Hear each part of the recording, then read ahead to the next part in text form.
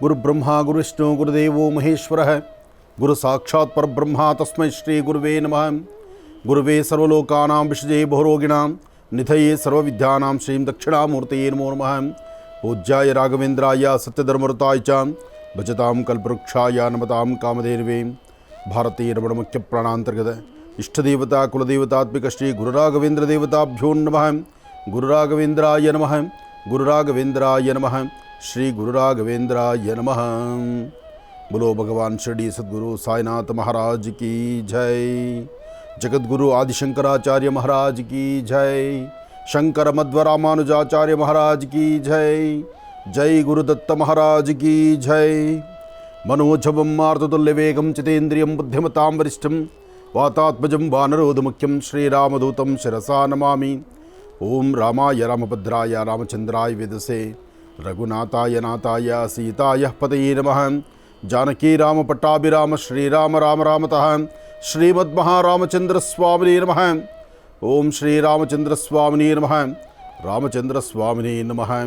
ओम मानो मनोजवं मारुततुल्यवेगं जितेन्द्रियं बुद्धिमतां वरिष्ठं वातात्मजं वानरोधमुख्यं श्रीरामदूतं शिरसा नमामि. हनुमते नमः. रामभक्ताय नमः. पौरुषाय नमः. ओम महारूपाय नमः. कालकालाय नमः. कृपानिधये नमः. भक्तवत्सलाय नमः. भक्तविनोपाय नमः. श्रीरामाय नमः. हनुमते नमः. हनुमते नमः. मारुतात्मज प्रसन्नांजनेय स्वामिने नमः. श्रीरामाय नमः. रामभक्ताय नमः. हनुमते नमः. शक्तिधराय नमः. महारूपाय नमः. कालकालाय नमः. कृपानिधये नमः. त्रैमूर्ते नमः. रुद्रप्रियाय नमः. रुद्ररूपाय नमः. नमस्ते रूपाय नमः. कालकालाय नमः. हनुमद्रूपाय नमः. श्रीमद्महामारुतात्मज प्रसन्नांजनेय स्वामिने नमो नमः. महालक्ष्मी च विद्महे विष्णुपत्नी च धीमहि तन्नो लक्ष्मी प्रचोदयात्. सरसजननीयं सरोजहस्ते धवलतरागुं सुगन्धमाल्यशोभे भगवति हरिवल्लभे मनोज्ञे मनोत्रभो नबोधिकरे प्रसीद वाक्यं. विष्णुपत्नीं क्षमां देवीं माधवीं माधवप्रियां विष्णुप्रेयसीं देवी नमाम्यच्युतवल्लभां. महालक्ष्मी च विद्महे विष्णुपत्नी च धीमहि तन्नो लक्ष्मी ಪ್ರಚೋದಯಾತ್. ಮಹರ್ಷಿವಾಣಿ ಕಾರ್ಯಕ್ರಮದ ಸಮಸ್ತ ವೀಕ್ಷಕ ಬಂಧುಗಳಿಗೂ ಬೆಳಗಿನ ಶುಭೋದಯಗಳನ್ನು ಹೇಳ್ತಾ, ಕಿಷ್ಕಿಂಧ ಎಂಬತಕ್ಕಂಥ ಮಹಾನಗರ ಹಂಪೆ ಸಮೀಪ ಇರತಕ್ಕಂಥದ್ದು. ಹಂಪೆ ಸಮೀಪ ಇರತಕ್ಕಂಥ ಕಿಷ್ಕಿಂಧ, ಅಲ್ಲಿರ್ತಕ್ಕಂತಹ ವಿಶೇಷವಾಗಿರ್ತಕ್ಕಂಥ ವಾನರ ಬೆಟ್ಟ, ಅದನ್ನು ವಾನರ ಬೆಟ್ಟ ಅಂತಲೂ ಕರೀತಾರೆ, ಕಿಷ್ಕಿಂಧ ಅಂತಲೂ ಕರೀತಾರೆ, ಜೊತೆಗೆ ಅಂಜನಾದ್ರಿ ಅಂತಲೂ ಕರೀತಾರೆ. ಅಂತಹ ಅಂಜನಾದ್ರಿಯ ಬೆಟ್ಟದ ಸಂಭ್ರಮ ಮುಗಿಲು ಮುಟ್ಟುತ್ತೆ. ಸಾಕಷ್ಟು ಜನ ಭಕ್ತರನ್ನು ಒಳಗೊಂಡಿರ್ತಕ್ಕಂಥ ಕಲಿಯುಗದ ಪ್ರತ್ಯಕ್ಷ ದೈವವಾಗಿರ್ತಕ್ಕಂಥ ಚಿರಂಜೀವಿಯಾಗಿರ್ತಕ್ಕಂಥ ಹನುಮತ್ ಜಯಂತಿಯ ಕಾರ್ಯಕ್ರಮಕ್ಕೆ ಇವತ್ತು ತಮ್ಮೆಲ್ಲರಿಗೂ ಸಹಿತ ಶುಭವನ್ನು ಕೋರ್ತಾ, ಮನೋಜವಂ ಮಾರುತತುಲ್ಯವೇಗಂ ಜಿತೇಂದ್ರಿಯಂ ಬುದ್ಧಿಮತಾಂ ವರಿಷ್ಠಂ ವಾತಾತ್ಮಜಂ ವಾನರೋಧಮುಖ್ಯಂ ಶ್ರೀರಾಮದೂತಂ ಶಿರಸಾ ನಮಾಮಿ. ಸ್ವಾಮಿಯನ್ನು ತಾವು ದರ್ಶನ ಮಾಡ್ತಿದ್ದೀರಲ್ಲ, ಇದು ಮೂಲ ಸಾನ್ನಿಧ್ಯ. ಅಂಜನಾದ್ರಿ ಬೆಟ್ಟದಲ್ಲಿರ್ತಕ್ಕಂಥ ಹನುಮನ ಸಾನ್ನಿಧ್ಯವನ್ನು ತಾವು ದರ್ಶನ ಮಾಡ್ತಾ ಇದ್ದೀರಿ. ಹನುಮ ಹನುಮ ಹನುಮ ಹನುಮನ ಯಾರೊಬ್ಬರು ಕೊಂಡಾಡಿದ್ರು, ಹನುಮನ ಮುಂದೆ ನಿಂತು ಹನುಮನ ಒಡೆಯನಾಗಿರ್ತಕ್ಕಂಥ ಹನುಮನ ದೇಹದಲ್ಲಿರ್ತಕ್ಕಂಥ ಪ್ರತಿಯೊಂದು ಅಂಶಗಳಲ್ಲೂ ಸಹಿತ ರೋಮದಲ್ಲೂ ಸಹಿತ ರಾಮನಾಮವನ್ನೇ ತುಂಬಿಕೊಂಡಿರ್ತಕ್ಕಂಥ ಹನುಮನ ಒಡೆಯನ್ನೇ ನಾವು ಆರಾಧನೆ ಮಾಡಿದ್ರೆ ಹನುಮ ತೃಪ್ತನಾಗ್ತಕ್ಕಂಥದ್ದು ಈ ಒಂದು ವಿಶೇಷವಾಗಿರ್ತಕ್ಕಂಥ ಯುಗದ ಸಂಕೇತ. ಹಾಗಾಗಿ ಇಂತಹ ಕಾಲದಲ್ಲಿ ಹನುಮನ ದರ್ಶನ ಮಾಡತಕ್ಕಂಥದ್ದು, ಹನುಮನ ಒಡೆಯನಾಗಿರ್ತಕ್ಕಂಥ ಪ್ರಭು ಶ್ರೀರಾಮಚಂದ್ರನ ಆರಾಧನೆ ಮಾಡ್ತಕ್ಕಂಥದ್ದು ಈ ಶುಭ ದಿನ ಬಹಳ ವಿಶೇಷವಾಗಿರ್ತಕ್ಕಂಥದ್ದು. ಇಂತಹ ಶುಭ ದಿನದಂದು ಇವತ್ತು ಯಾರೆಲ್ಲರೂ ಸಹಿತ ನಿಮ್ಮ ನಿಮ್ಮ ಮನೋಕಾಮನೆಗಳ ಸಿದ್ಧಿಗಾಗಿ, ಅದರಲ್ಲೂ ಗುರುವಾರ ಗುರು ಪ್ರಾರ್ಥನೆಯೊಂದಿಗೆ ಹನುಮನ ಪ್ರಾರ್ಥನೆ ಮಾಡ್ತಾ ಹನುಮನ ಸಾನ್ನಿಧ್ಯಕ್ಕೆ ಹೋಗಿ ಅಲ್ಲಿ ಸ್ವಾಮಿಗೆ ತುಳಸಿ, ವಿಳೆದೆಲೆ, ಕೇಸರಿ, ಎಷ್ಟೇ ಆದರೂ ಕೇಸರಿ ನಂದನನಾಗಿ ಕೇಸರಿಗೆ ಜನಿಸಿರ್ತಕ್ಕಂಥ ಅಂಜನಾದ್ರಿಯ ಗರ್ಭದಲ್ಲಿ ನೆಲೆಸಿರ್ತಕ್ಕಂಥ ಅಂಜನಾದೇವಿಯ ಗರ್ಭದಲ್ಲಿ ನೆಲೆಸಿರ್ತಕ್ಕಂಥ ಹನುಮ, ಅಂಥ ಹನುಮನ ಒಂದು ಜನ್ಮವೇ ಬಹಳ ವಿಶೇಷವಾಗಿರ್ತಕ್ಕಂಥದ್ದು. ಆದರೂ ಕೇಸರಿ ಎಂಬತಕ್ಕಂಥ ವಾನರ, ಆತ ಬ್ರಹ್ಮಚರ್ಯದಲ್ಲಿ ಮಹಾನ್ ಶಕ್ತಿಯಂತೆ. ಅಂತಹ ಬ್ರಹ್ಮಚರ್ಯದಲ್ಲಿದ್ದಂಥ ಕೇಸರಿ, ಆತನ ಮಡದಿಯಾದಂತಹ ಅಂಜನಾದೇವಿಯ ಅಂಜನಾ ಗರ್ಭಸಂಭೂತನಾಗಿರ್ತಕ್ಕಂಥ ಮಾರುತಿ ಹನುಮ. ಅಂಥ ಹನುಮ ರುದ್ರವೀರ್ಯ ಸಮನ್ವಿತಾಯೈ ನಮಃ. ರುದ್ರದೇವರ ಅಂಶದಲ್ಲಿ ಜನಿಸಿರ್ತಕ್ಕಂಥ ಅವನು ಹನುಮ ಅಂದರೂ ಅದು ತಪ್ಪಲ್ಲ. ಹಾಗಾಗಿ ಸಾಕಷ್ಟು ಬಲಿಷ್ಠ, ಸಾಕಷ್ಟು ಶಕ್ತಿಶಾಲಿ ಮತ್ತು ಚಿರಂಜೀವಿ ಸಹಿತ. ಈ ಯುಗದಲ್ಲೂ ಸಹಿತ, ಕಲಿಯುಗದಲ್ಲೂ ಸಹಿತ ಸ್ವಾಮಿ ಚಿರಂಜೀವಿಯಾಗಿದ್ದಾನೆ. ಅದಕ್ಕೆ ಹನುಮನಲ್ಲಿ ಅಂತಹದ್ದೊಂದು ಅದ್ಭುತವಾದಂಥ ಶಕ್ತಿ. ಹಾಗೆ ಹನುಮನ ಕಾಯಕ ಏನು? ಇಡೀ ಗ್ರಾಮವನ್ನು, ಊರಿನ ಪ್ರತಿಯೊಬ್ಬರನ್ನ ಸಹಿತ ಸಂರಕ್ಷಣೆ ಮಾಡತಕ್ಕಂಥವನು ಹನುಮನಾದ್ದರಿಂದ ಗಡಿ ಕಾಯುವ ಹನುಮ, ಊರು ಕಾಯುವ ಹನುಮ ಅಂಥೇಳಿ ಪ್ರತಿಯೊಂದು ಊರುಗಳಲ್ಲೂ ಹನುಮರಿಲ್ಲದ ಸ್ಥಳವಿದೆಯಾ? ನಮ್ಮೂರಿನಲ್ಲಿ ನಮ್ಮ ಮತ, ನಮ್ಮ ಜಾತಿಗೆ ಸಂಬಂಧಪಟ್ಟಂಥ ಒಂದು ಆಲಯ ಇರ್ಬೋದು, ಆದರೆ ಇಡೀ ಮಾನವ ಕುಲಕ್ಕೆ ಬೇಕಾಗಿರ್ತಕ್ಕಂಥ ಒಂದು ದೇವಾಲಯ ಅಂದರೆ ಅದು ಹನುಮನ ದೇವಾಲಯ ಅಂತ ಹೇಳಿದ್ರೆ ತಪ್ಪಾಗುವುದಿಲ್ಲ. ಹಾಗಾಗಿ ಯಾರು ಎಂತಹ ಸಂಕಷ್ಟದಲ್ಲಿದ್ದರೂ, ಕಷ್ಟ ಕಾರ್ಪಣ್ಯಗಳಂತಕ್ಕಂಥದ್ದು ಬೆಟ್ಟದಷ್ಟಿದ್ದರೂ ಅದನ್ನು ಹೊಡೆದೋಡಿಸುವಂಥ ಶಕ್ತಿ ಹನುಮನಲ್ದಿರ ಮತ್ತಾರಲ್ಲೂ ಇಲ್ಲ. ಅದಕ್ಕೆ ಇವತ್ತಿನವರೆಗೂ ಎಲ್ಲರೂ ಸಹಿತ ಹನುಮನ ಅಷ್ಟು ಒಂದು ಭಕ್ತಿಯಿಂದ ಪ್ರಾರ್ಥನೆ ಮಾಡ್ತಕ್ಕಂಥದ್ದು, ಹನುಮನ ಸಾನ್ನಿಧ್ಯಕ್ಕೆ ಹೋಗಿ ಪ್ರಾರ್ಥನೆಯನ್ನು ಸಲ್ಲಿಸ್ತಕ್ಕಂಥದ್ದು. ಹನುಮನ ಜನ್ಮ ಬಹಳ ವಿಶೇಷವಾಗಿರ್ತಕ್ಕಂಥದ್ದು. ಹನುಮನಲ್ಲಿರ್ತಕ್ಕಂಥ ಜ್ಞಾನ ಅಪಾರವಾಗಿರ್ತಕ್ಕಂಥದ್ದು. ಹನುಮ ತನ್ನ ನಿತ್ಯ ಕಾಯಕದಲ್ಲಿ ಪ್ರತಿನಿತ್ಯ ತಾನು ಅನುಷ್ಠಾನ ಮಾಡತಕ್ಕಂಥದ್ದು ರಾಮನಾಮ ಒಂದು ಬಿಟ್ಟರೆ ಮತ್ತೊಂದಿಲ್ಲ. ಒಂದಷ್ಟು ಜನ ಹೇಳ್ತಾರೆ ಹನುಮ ಹುಟ್ಟಿದ್ದು ಅಲ್ಲಿ, ಇಲ್ಲಿ, ಅಲ್ಲಿ ಅಂತ. ಅಂದರೆ ಒಬ್ಬೊಬ್ಬರ ಪ್ರಾಂತ್ಯ, ಒಬ್ಬೊಬ್ಬರ ಗ್ರಂಥ ಆಧಾರಿತ ಪ್ರಕಾರ ಹನುಮ ಹುಟ್ಟಿದ್ದ ಸಾನ್ನಿಧ್ಯಗಳನ್ನು ವಿಭಿನ್ನವಾಗಿ ಬರೆದಿಟ್ಟಿರ್ತಾರೆ. ಆದರೆ ಹನುಮನ ಮೂಲ ಸಾನ್ನಿಧ್ಯ, ಜೊತೆಗೆ ವಾಲಿ ಸುಗ್ರೀವ ಇದ್ದಂಥ ಸಾನ್ನಿಧ್ಯ, ದಟ್ಟವಾದಂತಹ ಅರಣ್ಯ, ರಾಮ ಹನುಮನ ಸಂದರ್ಶನ ಮಾಡಿರ್ತಕ್ಕಂಥ ಸ್ಥಳ, ಇದೆಲ್ಲವೂ ಸಿದ್ಧ ನಮ್ಮ ಕರ್ನಾಟಕದಲ್ಲಿ ಹಂಪೆಯಲ್ಲಿ, ಕಿಷ್ಕಿಂಧ ನಗರದಲ್ಲಿ, ಆ ವಿರೂಪಾಕ್ಷನ ಸಾನ್ನಿಧ್ಯದಲ್ಲಿ ಇವೆಲ್ಲವೂ ನಡೆದಿದೆ ಅಂದರೆ ಅದೊಂದು ಹೆಮ್ಮೆಯೇ ಸರಿ. ಅದಕ್ಕಾಗಿ ವಿಶೇಷವಾಗಿರ್ತಕ್ಕಂಥ ಹನುಮನ ಸಾನ್ನಿಧ್ಯಗಳನ್ನು, ಹನುಮ ಓಡಾಡಿರ್ತಕ್ಕಂತಹ ಒಂದು ನೆಲವನ್ನು, ಆ ಒಂದು ಪ್ರಾಂತ್ಯದಲ್ಲಿರ್ತಕ್ಕಂಥ ತೀರ್ಥದ ಸ್ಥಳಗಳನ್ನು ನೋಡೋದು ಆನಂದ. ಆ ಸ್ಥಳದಲ್ಲಿ ಜೀವನದಲ್ಲಿ ಮನುಷ್ಯ ಒಮ್ಮೆಯಾದರೂ ಆ ಪುಣ್ಯಕ್ಷೇತ್ರಗಳಿಗೆ, ಆ ತೀರ್ಥಕ್ಷೇತ್ರಕ್ಕೆ, ಆ ಒಂದು ಸಾನ್ನಿಧ್ಯಕ್ಕೆ ತಾವು ಭೇಟಿ ಕೊಟ್ಟು ಅಲ್ಲಿ ಹನುಮನ ದರ್ಶನ ಮಾಡಿ ಅಲ್ಲಿ ಪ್ರಭು ಶ್ರೀರಾಮಚಂದ್ರನ ಆರಾಧನೆ ಮಾಡಿದ್ರೆ ಹನುಮ ತೃಪ್ತನಾಗ್ತಾನೆ. ಹನುಮನ ಮುಂದೆ ನಿಂತು ಹನುಮನ ಹೊಗಳಬೇಕಾದ್ದಿಲ್ಲ. ಹನುಮನ ಒಡೆಯನಾದಂಥ ಪ್ರಭು ಶ್ರೀರಾಮಚಂದ್ರನ ಶ್ರೀರಾಮ ಜಯ ರಾಮ ಜಯ ಜಯ ರಾಮ ಎಂಬತಕ್ಕಂಥ ರಾಮನಾಮವನ್ನು ಪಠನೆ ಮಾಡಿದ್ರೆ ಹನುಮ ಅಷ್ಟೇ ತೃಪ್ತನಾಗ್ತಾನೆ. ಜೈ ಶ್ರೀರಾಮ್, ಜೈ ಶ್ರೀರಾಮ್, ಜೈ ಜೈ ಶ್ರೀರಾಮ್. ಮನೋಜವಂ ಆರ್ತುತಲ್ಯ ವೇಗಂ ಜಿತೇಂದ್ರಿಯಂ ಬುದ್ಧಿಮತಾಂ ವರಿಷ್ಠಂ ವಾತಾತ್ಮಜಂ ವಾನರದು ಮುಖ್ಯಂ ಶ್ರೀರಾಮದೂತಂ ಶಿರಸಾ ನಮಾಮಿ. ಪ್ರಭು ಶ್ರೀರಾಮಚಂದ್ರನ ಸದ್ಭಕ್ತನಾದಂಥ ಮಾರುತಿ ಹನುಮ, ಹನುಮನ ಸಾನ್ನಿಧ್ಯಗಳನ್ನು ನಾವು ಸಾಕಷ್ಟು ಕ್ಷೇತ್ರಗಳಲ್ಲಿ ನೋಡಿದ್ದೇವೆ. ವಿಶೇಷವಾಗಿ ವ್ಯಾಸರಾಯ ವಿಚಿತ್ರವಾಗಿರ್ತಕ್ಕಂಥ ಹನುಮಗಳನ್ನು ನಾವು ನೋಡಿದ್ದೇವೆ. ಹನುಮನ 108 ಕ್ಷೇತ್ರಗಳಲ್ಲಿ ಒಂದಷ್ಟು ಕ್ಷೇತ್ರಗಳಲ್ಲಿ ವಿಶೇಷವಾಗಿರ್ತಕ್ಕಂಥದ್ದನ್ನು ನಾವು ನೋಡಿದ್ದೇವೆ. ಆದರೆ ಹನುಮನ ಇವತ್ತಿಗೂ ಸಹಿತ ಯಾರೊಬ್ಬರು ನೆನೆಸಿದ್ರೂ ಅವರ ಮನೋಕಾಮನೆಗಳು ಸಿದ್ಧಿ. ಹನುಮ ತನ್ನ ಕಾಯಕವನ್ನು ಪ್ರಭು ಶ್ರೀರಾಮಚಂದ್ರನ ಆಜ್ಞಾನುಸಾರ ತಾನು ಲಂಕೆಗೆ ಹೋಗ್ತಾನೆ. ಲಂಕೆಗೆ ಹೊರಟು ಲಂಕೆಯಲ್ಲಿರ್ತಕ್ಕಂತಹ ಆ ಒಂದು ಸುಂದರ ನಗರಿಯನ್ನು ನೋಡ್ತಾನೆ. ಜೊತೆಗೆ ರಾವಣನ ಮುಂಭಾಗದಲ್ಲಿ ಬಂದು ನಿಲ್ತಾನೆ. ಆತ ಹೊರಡತಕ್ಕಂಥದ್ದು ಸೀತೆಯನ್ನು ಹುಡುಕೊಂಡು ಹೊರಟಂಥ ಹನುಮ ಇದನ್ನು ಆಜ್ಞೆ ಮಾಡಿರ್ತಕ್ಕಂಥದ್ದು ಪ್ರಭು ಶ್ರೀರಾಮ.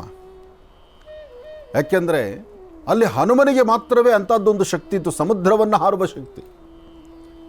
ಹಾಗಂತ ಪ್ರಭು ಶ್ರೀರಾಮಚಂದ್ರನಿಗೆ ಶಕ್ತಿ ಇಲ್ವಾ? ಇದೆ. ಆದರೂ ಆಯಾ ಕಾಲದಲ್ಲಿ ಏನೇನು ನಡೀಬೇಕು, ಹೇಗಾಗಬೇಕು ಅಂತ ಅಂದಿನಿಂದ ಇಂದಿನವರೆಗೂ ಎಲ್ಲವೂ ವಿಧಿ ಆಟತಾನೆ. ಹಾಗಿರುವಾಗ ಹನುಮ ಲಂಕೆಗೆ ಹೊರಡ್ತಾನೆ. ಸಮುದ್ರವನ್ನು ಹಾರಿ ಹೊರಟು ಲಂಕೆ ಸೇರಿಕೊಳ್ತಾನೆ. ಲಂಕೆಗೆ ಹಾರಿ ಹೋದಂಥ ಹನುಮನ ಬಂಧಿಸಿ ಹಿಡಿದು ತರುವಂತಹದ್ದು ರಾವಣಾಸುರನ ಆ ಒಂದು ಪ್ರಾಂತ್ಯದಲ್ಲಿರ್ತಕ್ಕಂಥವ್ರು ಇರ್ತಾರೆ. ರಾವಣ ತನ್ನ ಒಂದು ಪರಿವಾರ ಇರುತ್ತಲ್ಲ, ಅವರೆಲ್ಲ ಸೇರಿ ಹನುಮನ ಹಿಡಿದು ಬರ್ತಾರೆ. ಹನುಮನ ಹಿಡಿಬೇಕಾದ್ದಿಲ್ಲ, ಯಾಕೆಂದರೆ ಹನುಮ ಒಂದು ಸತಿ ದೇಹವನ್ನು ಕೊಡುವುದ್ರೆ 100 ಯೋಜನೆಗಳಷ್ಟು ದೂರ ಇರ್ತಕ್ಕಂಥವ್ರು ನಡಗಬೇಕಂತೆ. ಅಂತಹ ಅದ್ಭುತವಾದ ಶಕ್ತಿ ಹನುಮಂದು. ಆದರೂ ಅಂಜಲಿಬದ್ಧನಾಗಿ ನಿಲ್ತಾನೆ. ಅಂದರೆ ಶಕ್ತಿ ಇಲ್ಲದಂಥ ರೀತಿ ನಿಧಾನಕ್ಕೆ ಅಂಜಲಿಬದ್ಧನಾಗಿ ನಿಲ್ತಾನೆ. ಯಾಕೆಂದರೆ ಒಬ್ಬ ರಾಜನಿಗೆ ಬೆಲೆ ಕೊಡಬೇಕು. ಯಾರು ಯಾವ ಕ್ಷೇತ್ರಕ್ಕೆ ಹೊರಟರು ಆ ಕ್ಷೇತ್ರಾಧಿಪತಿ ಯಾರಿರ್ತಾರೋ, ಆ ಕ್ಷೇತ್ರದ ಅಧಿನಾಯಕರು ಯಾರಿರ್ತಾರೋ, ಆ ಕ್ಷೇತ್ರದ ಅಧಿನಾಯಕರ ಮುಂದೆ ನಿಂತು ತನ್ನ ಒಂದು ಗೌರವವನ್ನು ಸಲ್ಲಿಸಬೇಕು ಎಂಬತಕ್ಕಂಥದ್ದು ಪ್ರಭು ಶ್ರೀರಾಮಚಂದ್ರನ ಆರ್ಡರ್ ಇತ್ತು. ಪ್ರಭು ಶ್ರೀರಾಮಚಂದ್ರ ಹನುಮನ ಕಳಿಸಿದ ತಕ್ಷಣ ಲಂಕೆಯನ್ನು ಹಾಳು ಮಾಡಲಿಲ್ಲ, ಅಥವಾ ಲಂಕೆಯನ್ನೇನು ಕೆಡಿಸಲಿಲ್ಲ, ಅಥವಾ ಲಂಕೆಯನ್ನು ಯಾವುದೇ ಥರದಲ್ಲೂ ಆತ ಕೆಟ್ಟ ದೃಷ್ಟಿ ನೋಡಲಿಲ್ಲ. ಆದರೆ ಸೀತೆಯನ್ನು ಕಂಡ. ಸೀತೆ ಇಲ್ಲೇ ಇರ್ತಕ್ಕಂತಹದ್ದು ಅಂತ ಅಶೋಕವನದನ್ನು ಕಂಡು ಕಾಣುವಂಥ ಕಾಲದಲ್ಲಿ ಅಲ್ಲಿರ್ತಕ್ಕಂತಹ ಆ ಒಂದು ಎಲ್ಲ ಒಂದು ಅಸುರ ಸಂಪತ್ತಿಗಳೇನಿತ್ತರಲ್ಲ, ರಾವಣಾಸುರನ ಆ ಭಾಗದಲ್ಲಿದ್ದಂತಹ ಅವರ ಶಿಷ್ಯವರ್ಗ ಎಲ್ಲರೂ ಸೇರಿ ಹನುಮನ ಕರ್ಕೊಂಡೋಗಿ ರಾವಣನ ಮುಂದೆ ನಿಲ್ಲಿಸ್ತಾರೆ. ರಾವಣ ಸಿಂಹಾಸನಾರೂಢನಾಗಿರ್ತಾನೆ. ಜೊತೆಗೆ ಅವರಿಂದ ಇರ್ತಕ್ಕಂಥ ಅವರ ಪರಿವಾರ, ಅವರ ಮಧ್ಯದಲ್ಲಿ ಹನುಮ ನಿಲ್ತಾನೆ. ನಿಂತಾಗಲೂ ಸಹಿತ ಅಂಜಲಿಬದ್ಧನಾಗಿ ನಿಲ್ತಾನೆ. ಅಂಜಲಿಬದ್ಧನಾಗಿ ನಿಂತಂಥ ಹನುಮನ ನೋಡಿ ಎಲ್ಲೋ ಕೋತಿ ಅಂತ ಹೇಳ್ತಾನೆ. ನೋಡಿ, ರಾವಣ ಎಷ್ಟೇ ಆದರೂ ರಾಕ್ಷಸತ್ವದ ಗುಣಗಳಿರುತ್ತಲ್ಲ, ಆ ಗುಣ ಆತ ಎಂಥ ವಿದ್ಯಾವಂತನಿದ್ದರೂ ಅಂಶದಲ್ಲಿ ಎಲ್ಲೋ ಒಂದಿಷ್ಟು ಇರಬೇಕಲ್ಲ. ಎಲ್ಲವೋ ಕೋತಿ ಅಂತಾನೆ. ನೀನು ಏನು ವಿಚಾರ ತಂದಿದ್ಯಾ, ಎಲ್ಲಿಂದ ಬಂದಿದ್ಯಾ, ಯಾರ ದೂತ ನೀನು ಅಂತ ಹೇಳ್ತಾನೆ. ನಾನು ಪ್ರಭು ಶ್ರೀರಾಮಚಂದ್ರನ ಸದ್ಭಕ್ತ, ರಾಮದೂತ ನಾನು. ಹೀಗೆ ಹೇಳಿದಾಗ ರಾಮನ ಮಾತು ಕೇಳಿಕೊಂಡು ಸಮುದ್ರವನ್ನು ದಾಟಿ ನನ್ನ ಈ ಸುಂದರವಾದಂತಹ ಆವರಣಕ್ಕೆ ಬಂದು ನನ್ನ ಅರಮನೆಗೆ ಬಂದಿದ್ಯಾ ಅಂತ ಕೇಳ್ತಾರೆ. ಕೇಳಿದಂತಹ ಮರುಕ್ಷಣ ಆಗಲೂ ಸಹಿತ ಅಂಜಲಿಬದ್ಧನಾಗಿದ್ದು, ಹೊರಗಿಂದ ಬಂದಿರತಕ್ಕಂತಹ ದೂತ ನಾನು, ಅಂದರೆ ಸ್ವಾಮಿ ಆಜ್ಞಾನುಸಾರ ಬಂದಿದ್ದೇನೆ, ಒಂದು ವಿಚಾರವನ್ನು ತಂದಿದ್ದೇನೆ, ಆ ವಿಚಾರವನ್ನು ನಿಮಗೆ ತಿಳಿಸಬೇಕಾಗಿದೆ. ನಾನು ಇಲ್ಲಿಂದ ಮತ್ತೆ ನಾನು ಹೊರಡುವ ತನಕ ನೀವು ನನ್ನ ಅದೇ ಗೌರವದಲ್ಲಿ ಕಾಣಬೇಕಲ್ವ, ಬಂದಂತಹ ಅತಿಥಿ ಅಭ್ಯಾಗತರನ್ನು ಕೂಡಿಸಿ ಮಾತಾಡಿಸುವಂಥ ವ್ಯವಧಾನತೆ ನಿಮಗಿಲ್ಲ ಅಂತ ಹೇಳ್ತಾನೆ. ನೀನೊಬ್ಬ ಕೋತಿ, ನೀನು ಇನ್ನೊಬ್ಬರ ಮಾತು ಕೇಳಿಕೊಂಡು ಈ ನನ್ನ ಆಸ್ಥಾನಕ್ಕೆ ಬಂದಿದ್ಯಾ, ನಿನಗೆ ಒಂದು ಆಸ್ಥಾನದಲ್ಲಿ ಒಂದು ಆಸನ ಸಿಂಹಾಸನ ಹಾಕಿ ಕೂಡಿಸ್ಬೇಕಾ ನಾನು ಅಂತ ಹೇಳ್ತಾನೆ. ನೀನು ಕೂಡಿಸ್ಬೇಡ, ಸಿಂಹಾಸನದಲ್ಲಿ ನಾನೇ ಕೂತ್ಕೊಳ್ತೇನೆ. ಪ್ರಭು ಶ್ರೀರಾಮಚಂದ್ರನ ಬರೀ ಆ ರಾಮ ಎಂಬತಕ್ಕಂಥ ಮಂತ್ರ ಹೇಳಿದ್ರೆ ಸಾಕು, ಆ ರಾಮನಾಮದಲ್ಲಿ ಈ ದೇಹಕ್ಕೆ ಅಂಥದ್ದು ಅದ್ಭುತವಾದ ಶಕ್ತಿ ಇದೆ, ಈ ದೇಹಕ್ಕೆಲ್ಲ ನನ್ನ ಬಾಲಕ್ಕೆ ಬರುವ ಶಕ್ತಿ ನೋಡು ಅಂಥೇಳಿ ತನ್ನ ಬಾಲದಲ್ಲಿ ಒಂದು ಸುರುಳಿಯನ್ನು ಸುತ್ತಿ ರಾವಣನ ಇನ್ನೂ ಎತ್ತರವಾಗಿ ಕೂತ್ಕೊಳ್ತಾನೆ ಹನುಮ. ನೋಡಿ ಹೇಗಿದೆ ಪರಿಸ್ಥಿತಿ.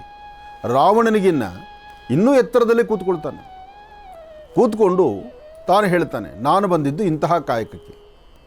ನನ್ನ ಒಡೆಯನ ಧರ್ಮಪತ್ನಿ ಸೀತೆ ಇಲ್ಲಿರೋದ್ರಿಂದ, ಅಶೋಕವನದಲ್ಲಿರೋದ್ರಿಂದ ಅವಕ್ಕೆನ್ನು ನೋಡಿ ಆ ತಾಯಿ ಆಶೀರ್ವಾದ ಪಡೀಲಿಕ್ಕೆ ನಾನು ಬಂದಿದ್ದೇನೆ ಅಂತ ಹೇಳ್ತಾನೆ. ಆಗ ರಾವಣ ಹೇಳ್ತಾನೆ, ಎಲ್ಲವೋ ಕೋತಿ, ನನಗಿನ್ನ ಎತ್ತರವಾಗಿ ಕೂತ್ಕೊಂಡು ನೀನು ದರ್ಪ ಮಾಡ್ತಿದ್ಯಾ, ಇಂದ್ರಜಾಲ ಮಹೇಂದ್ರಜಾಲ ಈ ತರಹ ಕೌತುಕ ಪ್ರಯೋಗಗಳನ್ನು ಕಲ್ತಿದ್ಯಾ ನೀನು, ಅದರಿಂದ ಇಂತಹದ್ದೊಂದು ಅವತಾರ ನೀನು ಮಾಡಿದ್ಯಾ ಅಂತ ಹೇಳ್ತಾನೆ. ವಿದ್ಯೆ 100,000 ಇರಲಿ, ಆ ಕ್ಷಣಕ್ಕೆ ನಮ್ಮನ್ನು ಕಾಪಾಡುವಂಥದ್ದು ಅದೇ ಮಹಾಜ್ಞಾನ ಅಂತ ಹೇಳ್ತಾನೆ.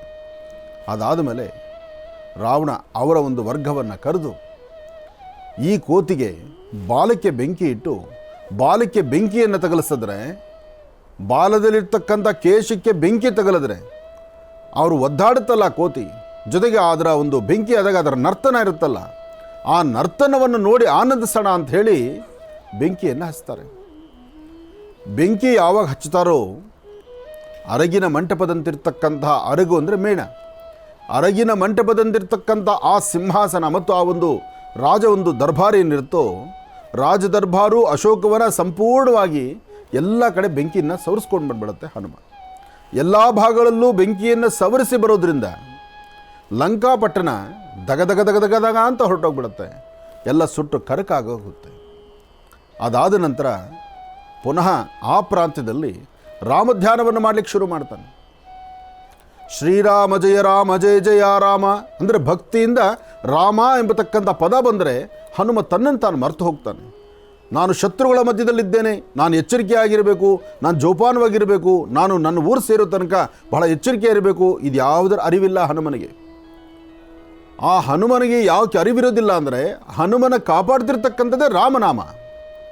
ಬರೀ ಆ ರಾಮನಾಮವನ್ನು ಕಾಪಾಡೋ ರಾಮನಾಮ ಎಂಬತಕ್ಕಂಥ ರಾಮನಾಮವನ್ನು ಪಠನೆ ಮಾಡ್ತಿದ್ರೆ ತನಗೆ ಅರಿವಿಲ್ಲದಂಥ ರೀತಿ ತನಗೊಂದು ವಿಶೇಷವಾಗಿರ್ತಕ್ಕಂಥ ಒಂದು ಬಂಧನ ಇರುತ್ತೆ. ಅಂತಹ ವಿಶೇಷವಾಗಿರ್ತಕ್ಕಂಥ ರಾಮನಾಮವನ್ನು ಆ ಸಭಾಮಂಟಪದಲ್ಲಿ ಈತ ರಾಮಧ್ಯಾನವನ್ನು ಮಾಡಿ ರಾಮಜಪ ಮಾಡ್ತಿದ್ರೆ, ಆ ವೇದಿಕೆಯಲ್ಲಿರ್ತಕ್ಕಂಥವ್ರೆಲ್ಲರೂ ಸಹಿತ ಕಣ್ಣು ಮುಗಿದು ಎಲ್ಲರೂ ಸಹಿತ ಕಣ್ಣು ಮುಚ್ಚಿ ರಾಮ ರಾಮ ರಾಮ ರಾಮ ಅಂತ ಜಪ ಮಾಡೋಕ್ಕೆ ಶುರು ಮಾಡಿಬಿಟ್ರು. ಅಂದರೆ ಆ ರಾಮನಾಮದ ಮಂತ್ರಕ್ಕೆ ಶತ್ರುಗಳಾದರೂ ಯಾರೊಬ್ಬರಾದರೂ ಸಹಿತ ಆ ರಾಮನಾಮದ ಸಿಹಿಯನ್ನು ಒಮ್ಮೆ ಸವಿದರೆ ಅದರ ಆನಂದ ಹೇಳಲಿಕ್ಕಾಗೋದಿಲ್ಲ, ಅಷ್ಟು ಆನಂದವಾಗಿರತಕ್ಕಂಥದ್ದು. ಅದಾದ ನಂತರ ತಾನು ಹೊರಬಂದು ಅಶೋಕವನಕ್ಕೆ ಬಂದು ತಾಯಿ ಸೀತಾಮಾತೆಯನ್ನು ದರ್ಶನ ಮಾಡಿ ಸೀತೆ ಕೊಡ್ತಕ್ಕಂತಹ ಒಂದು ವಿಶೇಷವಾಗಿರ್ತಕ್ಕಂತಹ ತನ್ನ ತಲೆಯಲ್ಲಿ ಹಾಕ್ಕೊಂಡಿರ್ತಕ್ಕಂಥ ಒಂದು ಮುದ್ರೆ ಇರುತ್ತಲ್ಲ, ಆ ಒಂದು ವಿಶೇಷವಾಗಿರ್ತಕ್ಕಂತಹ ಮುದ್ರೆಯನ್ನು ಕೊಟ್ಟು ಆ ಮುದ್ರೆ ಇರತಕ್ಕಂಥದ್ದು ಸೀತೆದೆ ಅಂತಕ್ಕಂಥದ್ದನ್ನು ಪಕ್ಕ ನಿಖರಪಡಿಸ್ಕೊಂಡು, ಅಂದರೆ ರಾಮನಿಗೆ ಗೊತ್ತಾಗುತ್ತೆ ಅದು ಸೀತೆದೆ ಅಂತ, ಮತ್ತು ಯಾರೂ ಹಾಕ್ಕೊಳ್ಳಿಕ್ಕಾಗೋದಿಲ್ಲ ಅದು. ಅಂತಹ ಒಂದು ವಿಶೇಷವಾಗಿರ್ತಕ್ಕಂಥ ತನ್ನ ಶರೀರದಲ್ಲಿದ್ದಂಥ ಒಂದು ಮುದ್ರೆಯನ್ನು, ಅಂದರೆ ತಲೆಗೆ ಹಾಕ್ಕೊಳ್ಳುವಂಥ ಒಂದು ಅಲಂಕಾರದ ಬಿಳ್ಳೆಯನ್ನು, ಅದನ್ನು ಹನುಮನ ಕೊಟ್ಟು ನನ್ನ ಒಡೆಯನಿಗೆ ತೋರಿಸು ಅಂದಾಗ ಅಲ್ಲಿಂದ ಸೀದಾ ರಾಮ ಇದ್ದಂಥ ಸ್ಥಳಕ್ಕೆ ಬಂದು ಪ್ರಭು ಶ್ರೀ ರಾಮಚಂದ್ರನಿಗೆ ಸಾಷ್ಟಾಂಗ ನಮಸ್ಕಾರವನ್ನು ಮಾಡಿ ಆ ಸೀತೆ ಕೊಟ್ಟಂತಹ ಒಂದು ಒಡವೆ ಏನಿರುತ್ತೋ ಅದನ್ನು ಪ್ರಭು ಶ್ರೀ ರಾಮಚಂದ್ರನಿಗೆ ಕೊಡ್ತಾರೆ. ರಾಮ ಒಂದು ನಿಮಿಷ ಅದನ್ನು ನೋಡ್ತಾ, ಈ ಒಂದು ಒಡವೆ ಪುನಃ ಸೀತೆ ತನ್ನ ಶಿರದ ಮೇಲೆ ಯಾವಾಗ ಅಲಂಕಾರ ಮಾಡ್ಕೊಳ್ತಾಳೋ, ಯಾವಾಗ ನಾನು ಆ ಸೀತೆಗೆ ಇದನ್ನು ಪುನಃ ನಾನು ಮರುಕಳಿಸಿ ಕೊಡ್ತೀನೋ ಅಂತ ಒಂದು ಕ್ಷಣ ಆ ಮನಸ್ಸಲ್ಲಿ ಆ ಮುಖದಲ್ಲಿ ಆ ಭಾವನೆಯನ್ನು ತೋರಿಸಿದಾಗ ಹನುಮನ ಕಣ್ಗಳಲ್ಲಿ ನೀರು ಬರುತ್ತೆ. ಎಷ್ಟೇ ಆದರೂ ಹನುಮ ಅಂತಹ ಒಂದು ವಿಶೇಷವಾಗಿರ್ತಕ್ಕಂಥ ಸಾನ್ನಿಧ್ಯಕ್ಕೆ ಬಂದು ಅಶೋಕವನದಲ್ಲಿರ್ತಕ್ಕಂಥ ಸೀತೆಯನ್ನು ಕಂಡು ಪುನಃ ಆ ಸೀತೆ ಕೊಟ್ಟಂತಹ ವಿಶೇಷವಾದಂತಹ ವಸ್ತುವನ್ನು ತಂದು ರಾಮನಿಗೆ ಸೇರಿಸಿ ರಾಮ ಪಡತಕ್ಕಂತಹ ಆ ಆನಂದವನ್ನು ಕಂಡು ಅಲ್ಲಿ ಪುನಃ ರಾಮಧ್ಯಾನವನ್ನು ಮಾಡೋದಕ್ಕೆ ಶುರು ಮಾಡ್ತಾನೆ ಹನುಮ. ಹೀಗೆ ರಾಮ ಮತ್ತು ಹನುಮ, ಈ ರಾಮ ಹನುಮರ ಮಧ್ಯದಲ್ಲಿರ್ತಕ್ಕಂತಹ ಈ ಭಕ್ತಿ ಮತ್ತು ಪುತ್ರವಾತ್ಸಲ್ಯ, ವಿಶೇಷವಾಗಿರ್ತಕ್ಕಂತಹ ಗುರುಭಕ್ತಿ, ಇದೆಲ್ಲವನ್ನು ನೋಡಿದ್ರೆ ವಿಶೇಷವಾಗಿರ್ತಕ್ಕಂಥದ್ದು ಹನುಮನ ನೋಡಿ, ಹನುಮನ ಆರಾಧನೆ ಮಾಡಿ, ಹನುಮನ ಬಗ್ಗೆ ಒಂದಷ್ಟು ವಿಚಾರಗಳು ತಿಳ್ಕೊಂಡು ಹನುಮನ ಒಡೆಯನಾಗಿರ್ತಕ್ಕಂಥ ಪ್ರಭು ಶ್ರೀ ರಾಮಚಂದ್ರನ ಆರಾಧನೆ ಮಾಡ್ತಾ ಇವತ್ತಿನ ಈ ಶುಭ ದಿನ ಒಂದಷ್ಟು ಕೇಸರಿ ನಂದನಿಗೆ ಕೇಸರಿಯಿಂದಲೋ ವಿಳೆದೆಲೆಯಿಂದಲೋ ತುಳಸಿಯಿಂದಲೋ ಒಂದು ಅರ್ಚನಾ ಸಂಕಲ್ಪವನ್ನು ಮಾಡಿಸಿ ಪುಣ್ಯಕ್ಷೇತ್ರಗಳಿಗೆ ಅಥವಾ ರಾಮನ ವಿಶೇಷವಾಗಿರ್ತಕ್ಕಂಥ ಆರಾಧನೆ ಇರುವ ಸ್ಥಳಕ್ಕಾಗಲಿ ಅಥವಾ ಹನುಮ ಸಾನ್ನಿಧ್ಯಕ್ಕಾಗಲಿ ಬಂದು ಇವತ್ತು ಸಾಷ್ಟಾಂಗ ನಮಸ್ಕಾರವನ್ನು ಮಾಡಿ 2 ತುಳಸಿದಳ ಪ್ರಸಾದ ರೂಪದಲ್ಲಿ ಸ್ವೀಕರಿಸಿದ್ದೆ ಆದರೆ ಇನ್ನಷ್ಟು ಅನುಕೂಲವನ್ನು ಎಲ್ಲರೂ ಸಿದ್ಧಿಪಡಿಸ್ಕೊಳ್ಬೋದು. ಅಂತಹ ವಿಶೇಷವಾಗಿರ್ತಕ್ಕಂಥ ಹನುಮತ್ ಜಯಂತಿಯ ಈ ಶುಭ ದಿನ ತಮ್ಮೆಲ್ಲರಿಗೂ ಸಹಿತ ಶುಭ ಉಂಟಾಗಲಿ, ಒಳ್ಳೆಯದಾಗಲಿ. ಜೈ ಶ್ರೀರಾಮ್. ಹತ್ತಿರದಲ್ಲಿ ಬೆಲಗೂರು ಎಂಬತಕ್ಕಂಥ ಕ್ಷೇತ್ರ, ಬೆಲಗೂರಲ್ಲಿರ್ತಕ್ಕಂಥ ವಿಶೇಷವಾಗಿರ್ತಕ್ಕಂಥ ಹನುಮ, ಆ ಹನುಮನ್ನ ಆರಾಧನೆ ಮಾಡ್ತಾ ತಮ್ಮನ್ನು ಸಂಪೂರ್ಣವಾಗಿ ಹನುಮನಿಗೆ ತೊಡಗಿಸ್ಕೊಂಡಿರ್ತಕ್ಕಂಥ ಬಿಂದು ಮಾಧವ ಶರ್ಮ ಅಂದರೆ ಸಾಕ್ಷಾತ್ತು ಹನುಮನ ನೋಡಿದಷ್ಟೇ ಸಮಾಧಾನ. ಯಾರೊಬ್ಬ ಭಕ್ತ ಹೋದರೂ ಅಲ್ಲಿ ಹನುಮನಂತೆ ಮಾತಾಡ್ತಾ ಪ್ರತಿಯೊಬ್ಬರು ಸಹಿತ ಬರಮಾಡ್ಕೊಳ್ತಕ್ಕಂಥ ಗುಣ ಬಿಂದು ಮಾಧವ ಶರ್ಮರಲ್ಲಿತ್ತು. ಬಿಂದು ಮಾಧವ ಶರ್ಮರು ಇವತ್ತಿಗೂ ಸಹಿತ ಒಂದು ವಿಶೇಷವಾಗಿರ್ತಕ್ಕಂಥ ಒಂದು ಆಕರ್ಷಣೆ ಆ ಭಾಗದಲ್ಲಿ ಇಟ್ಟಿದ್ದಾರೆ. ಆದರೆ ಇವತ್ತು ಪ್ರತ್ಯಕ್ಷವಾಗಿ ನೋಡ್ಲಿಕ್ಕೆ ಅವ್ರು ಸಿಗದಿದ್ದರೂ ಬಿಂದು ಮಾಧವ ಶರ್ಮರನ್ನು ಭಕ್ತಿಯಿಂದ ಪ್ರಾರ್ಥನೆ ಮಾಡಿದ್ರೆ ಅವ್ರು ಎದುರುಗ ನಿಲ್ತಾರೆ. ಅಂತಹ ಚೈತನ್ಯ, ಅಂತಹ ಅದ್ಭುತವಾದಂಥ ಗುಣ. ಯಾಕೆಂದರೆ ರಾಮನಾಮವನ್ನು, ವಿಶೇಷವಾಗಿರ್ತಕ್ಕಂಥ ರಾಮ ಭಕ್ತ ಹನುಮನ್ನ ಸಂಪೂರ್ಣವಾಗಿ ತನ್ನ ದೇಹದಲ್ಲಿ ಅವರು ಅಳವಡಿಸ್ಕೊಂಡಿದ್ದರು. ಅಂದರೆ ಯಾರೇ ಆದರೂ ಸಹಿತ ಯಾವುದೇ ಒಬ್ಬ ಭಕ್ತ ತನ್ನ ಶ್ರದ್ಧೆಯಿಂದ ಭಕ್ತಿಯಿಂದ ಹನುಮನ ಪ್ರಾರ್ಥನೆ ಮಾಡಿದ್ರೆ ನೋಡಿ, ಹನುಮನಿಗೆ ವಯಸ್ಸಿನ ತಾರತಮ್ಯ ಇಲ್ಲ, ಜಾತಿ ಮತ ಭೇದವಿಲ್ಲ, ಎಲ್ಲರೂ ಸಹಿತ ಹನುಮನ ಆರಾಧನೆ ಮಾಡ್ತಾರೆ. ಶ್ರೀರಾಮ ಜಯ ರಾಮ ಜಯ ಜಯ ರಾಮ ಎಂಬತಕ್ಕಂಥ ರಾಮನಾಮವನ್ನು ಯಾರು ರಾಮ ಭಜನೆಯನ್ನು ಮಾಡ್ತಿರ್ತಾರೋ ಆ ಭಜನಾ ಸ್ಥಳದಲ್ಲಿ ಬಂದು ಕೂತ್ಕೊಂಡು ಆತನು ಭಜನೆ ಮಾಡೋಕ್ಕೆ ಶುರು ಮಾಡಿಬಿಡ್ತಾನೆ. ಹನುಮ ಶತ್ರುಗಳ ಮಧ್ಯದಲ್ಲಿದ್ದರು. ಇದನ್ನು ಚೆನ್ನಾಗಿ ಅರ್ಥ ಮಾಡ್ಕೊಳ್ಳಿ. ಶತ್ರುಗಳ ಮಧ್ಯದಲ್ಲಿದ್ದರು. ಶತ್ರುಗಳು ರಾಮನಾಮವನ್ನು ಪಠನೆ ಮಾಡೋಕ್ಕೆ ಶುರು ಮಾಡಿಬಿಟ್ರೆ ಕುಣಿಲಿಕ್ಕೆ ಆರಂಭಿಸ್ತಾನಂತೆ. ಇದು ಹಿಂದೆ ಸಾಕಷ್ಟು ಕಡೆ ಗ್ರಂಥಗಳಲ್ಲಿ ಉಲ್ಲೇಖ ಇದೆ. ಹನುಮನಲ್ಲಿ ಮಾತ್ರ ಅಂತಹ ಅದ್ಭುತವಾದಂಥ ಗುಣ. ತನ್ನ ಕಾಯಕವನ್ನು ಮರೆತು ಹನುಮನ ಒಡೆಯನಾದಂತಹ ಪ್ರಭು ಶ್ರೀ ರಾಮಚಂದ್ರನ ಯಾರು ಜಪಿಸ್ತಿರ್ತಾರೆ, ಆರಾಧನೆ ಮಾಡ್ತಿರ್ತಾರೆ, ಯಾರು ವಿಶೇಷವಾದ ಅನುಷ್ಠಾನವನ್ನು ಮಾಡ್ತಿರ್ತಾರೆ, ಅಲ್ಲಿ ತಾನು ಒಬ್ಬ ಭಕ್ತನಾಗಿ ಹನುಮನ ಆರಾಧನೆ ಮಾಡ್ತಾ ನಿಂತ್ಕೊಳ್ತಾನೆ. ಅಂದರೆ ರಾಮನ ಆರಾಧನೆ ಮಾಡ್ತಾ ನಿಂತ್ಕೊಳ್ತಾರೆ. ಹಾಗಾಗಿ ತಮ್ಮೆಲ್ಲರ ಮನಸ್ಸಲ್ಲಿರ್ತಕ್ಕಂಥ ಆಸೆ ಆಕಾಂಕ್ಷೆ ಬೇಗ ಸಿದ್ಧಿಯಾಗಲಿ, ಎಲ್ಲರಿಗೂ ಪ್ರಭು ಶ್ರೀ ರಾಮಚಂದ್ರನ ಸದ್ಭಕ್ತನಾದಂಥ ಹನುಮನ ಅನುಗ್ರಹ ಸಿಗಲಿ ಅಂತ ನಾನು ದೇವ್ರನ್ನ ಪ್ರಾರ್ಥನೆ ಮಾಡ್ತೀನಿ. ಶ್ರೀರಾಮ ಜಯ ರಾಮ ಜಯ ಜಯ ರಾಮ, ಶ್ರೀರಾಮ ಜಯ ರಾಮ ಜಯ ಜಯ ರಾಮ, ಶ್ರೀರಾಮ ಜಯ ರಾಮ ಜಯ ಜಯ ರಾಮ, ಶ್ರೀರಾಮ ಜಯ ರಾಮ ಜಯ ಜಯ ರಾಮ.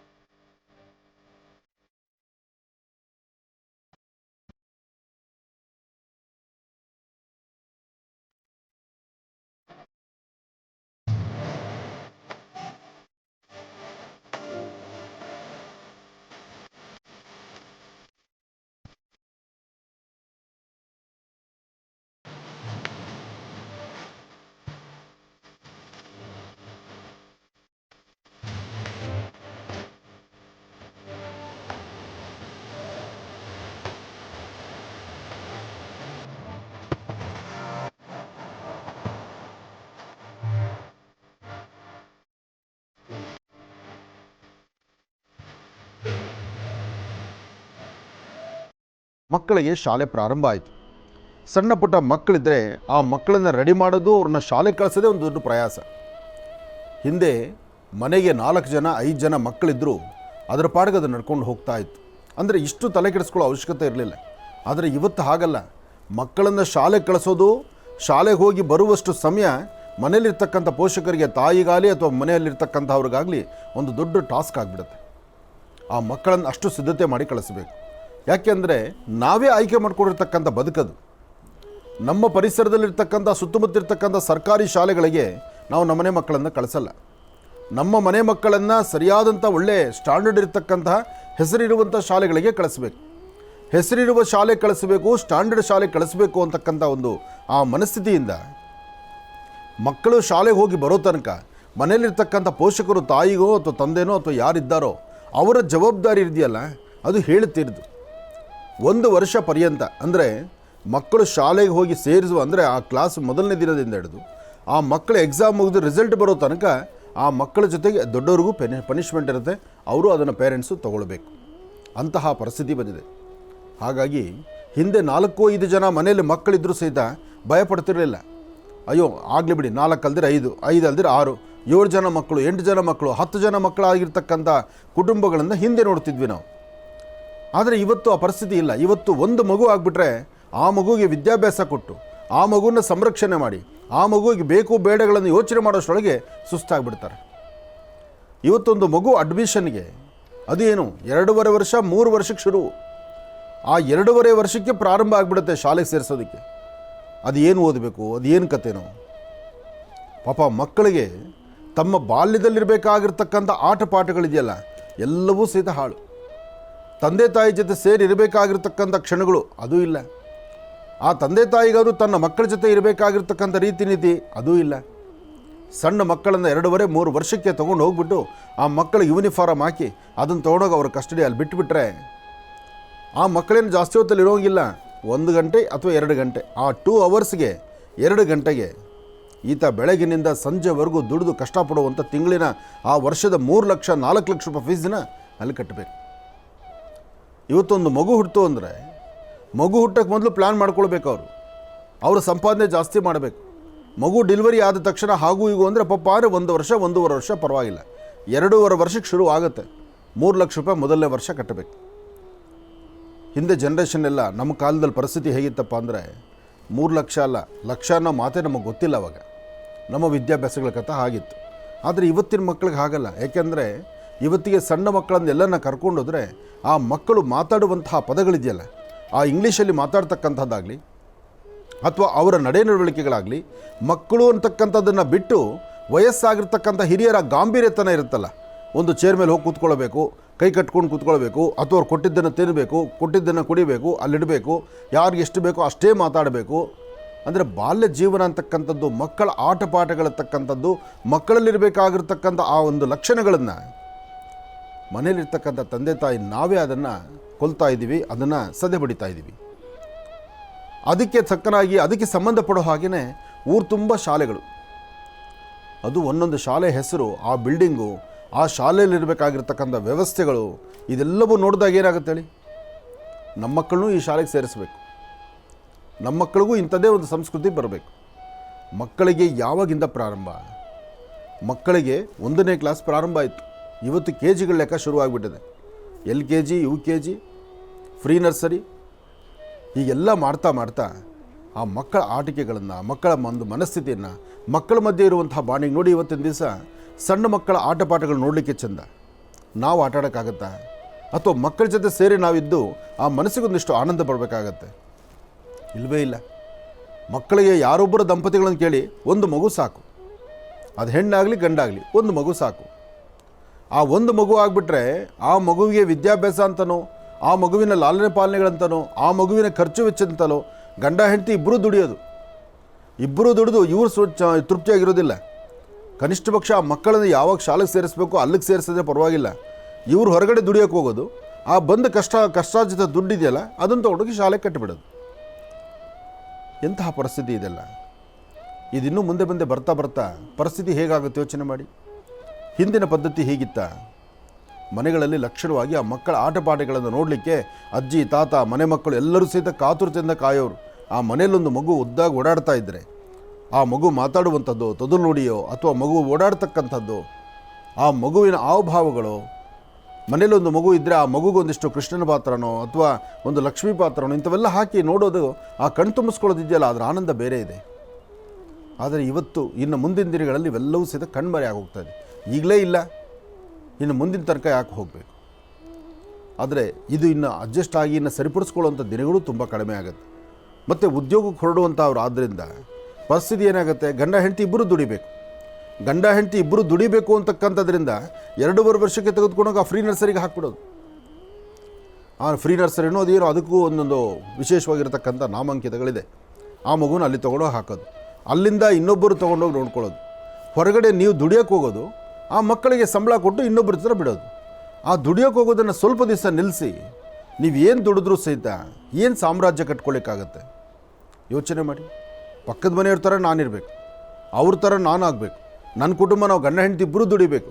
ಇಬ್ಬರು ದುಡಿದು ಆದಷ್ಟು ಬೇಗ ಮನೆ ತೊಗೊಬಿಡ್ಬೇಕು, ಆದಷ್ಟು ಬೇಗ ನಾವೊಂದು ವ್ಯವಸ್ಥೆ ಮಾಡ್ಕೊಂಬಿಡ್ಬೇಕು, ನಮ್ಮ ಮಕ್ಕಳಿಗೆ ಒಳ್ಳೆ ಜ್ಞಾನವಂತರ ಮಾಡಬೇಕು. ಎತ್ತಾನೆ ಇನ್ನು ಮುಂಬರ್ತಕ್ಕಂಥ ದಿನಗಳಲ್ಲಿ ಸುಮ್ಮನೆ 1ನೇ ಕ್ಲಾಸು 2ನೇ ಕ್ಲಾಸು 3ನೇ ಕ್ಲಾಸು ಅಂತ ಮಾಡೋದಕ್ಕಿಂತ SLC ಸರ್ಟಿಫಿಕೇಟ್ನ ಆ ಮಕ್ಕಳು ಕೊಟ್ಬಿಟ್ರೆ ಒಳ್ಳೆಯದೇನೋ. ಪಾಪ ಆ ಮಕ್ಕಳ ಪರಿಸ್ಥಿತಿ ನೋಡಬೇಕು. ಆ ಬುಕ್ಸು, ಅದರ ಹೊರೆ, ಅದು ಆಟ ಆಡೋ ವಯಸ್ಸಲ್ಲಿ ಅಷ್ಟೆಲ್ಲ ತಲೆಯಲ್ಲಿಟ್ಕೊಳ್ಬೇಕು. ಅದು ಎಲ್ಲ ಮಕ್ಕಳಲ್ಲೂ ಸಾಧ್ಯ ಆಗಲ್ಲ. ಒಂದಷ್ಟು ಮಕ್ಕಳಿಗೆ ಬೆರಳೆಣಿಕೆ ಅಷ್ಟು ಮಕ್ಕಳಲ್ಲಿ ಆ ಜ್ಞಾನ ಇರುತ್ತೆ, ಇಲ್ಲ ಅಂತ ನಾನು ಹೇಳೋದಿಲ್ಲ. ಕೆಲವು ಮಕ್ಕಳು ನೋಡಿ, ಅವರ ಸಂಗೀತ ಜ್ಞಾನ, ಅವರ ನಾಟ್ಯ ಜ್ಞಾನ ಮತ್ತು ಅವರ ಭಾವಗಳು ಮತ್ತು ಅವರ ನಡವಳಿಕೆಗಳು, ಮನೆಯಲ್ಲಿ ಇರ್ತಕ್ಕಂಥ ಹಿರಿಯರು ಯಾವ ಪ್ರಕಾರ ಮಕ್ಕಳಿಗೆ ಏನು ಪಾಠ ಹೇಳ್ತಾರೋ ಅದರಂತೆ ಆ ಮಕ್ಕಳು ಬರ್ತವೆ. ಮಕ್ಕಳು ನಾನು ಉದ್ಯೋಗಕ್ಕೆ ಹೋಗಬೇಕು, ನಾನು ಕೆಲಸಕ್ಕೆ ಹೋಗಬೇಕು, ನಾನು ಹೆಂಡತಿ ಕೆಲಸಕ್ಕೆ ಹೋಗಬೇಕು, ಆ ಮಕ್ಕಳು ಸುಮ್ಮನೆ ಇರಲ್ಲ. ಅವಾಗೇನು ಮಾಡೋದು, ಮೊಬೈಲ್ ಅವ್ರ ಕೈಲಿ ಕೊಟ್ಬಿಡೋದು. ಒಂದು ಸತಿ ಮೊಬೈಲ್ನ ರುಚಿ ತೋರಿಸ್ಬಿಟ್ರೆ ಮಕ್ಕಳಿಗೆ ನೋಡಬೇಕು. ಸಣ್ಣ ಮಕ್ಕಳು, ಆ ಮಕ್ಕಳಿಗೆ ಇನ್ನೂ ತಿಂದಿರೋ ಹಾಲು ಆ ಮೂತಿ ಒರೆಸ್ಕೊಳ್ಳೋಕೆ ಬರೋದಿಲ್ಲ. ಅಂತಹ ಮಕ್ಕಳು ಮೊಬೈಲ್ ಕೈಲಿ ಇಟ್ಕೊಂಡು ಹಿಂಗೆ ತಳ್ತಾ ಇರ್ತವೆ. ಹಿಂಗೆ ತಳ್ಳೋದು ನೋಡ್ಬೇಕು, ಈ ಬೆರಳು ಭಾಳ ಚೆನ್ನಾಗಿ ತಳ್ಳುತ್ತದೆ. ಇಲ್ಲಾಂದ್ರೆ ಪಟ್ಟಂತ ಹಿಂಗೆ ತಳ್ಳಿಬಿಡೋದು. ನಮಗೆ ಬರೋದಿಲ್ಲ ಯಾವುದಾದ ಮೇಲೆ ಏನು ತಳ್ಳಬೇಕು ಏನು ನೋಡಬೇಕು. ಆದರೆ ಆ ಮಕ್ಕಳು ಕ್ಲೀನಾಗಿ ತಳ್ತಾ ಇರ್ತದೆ.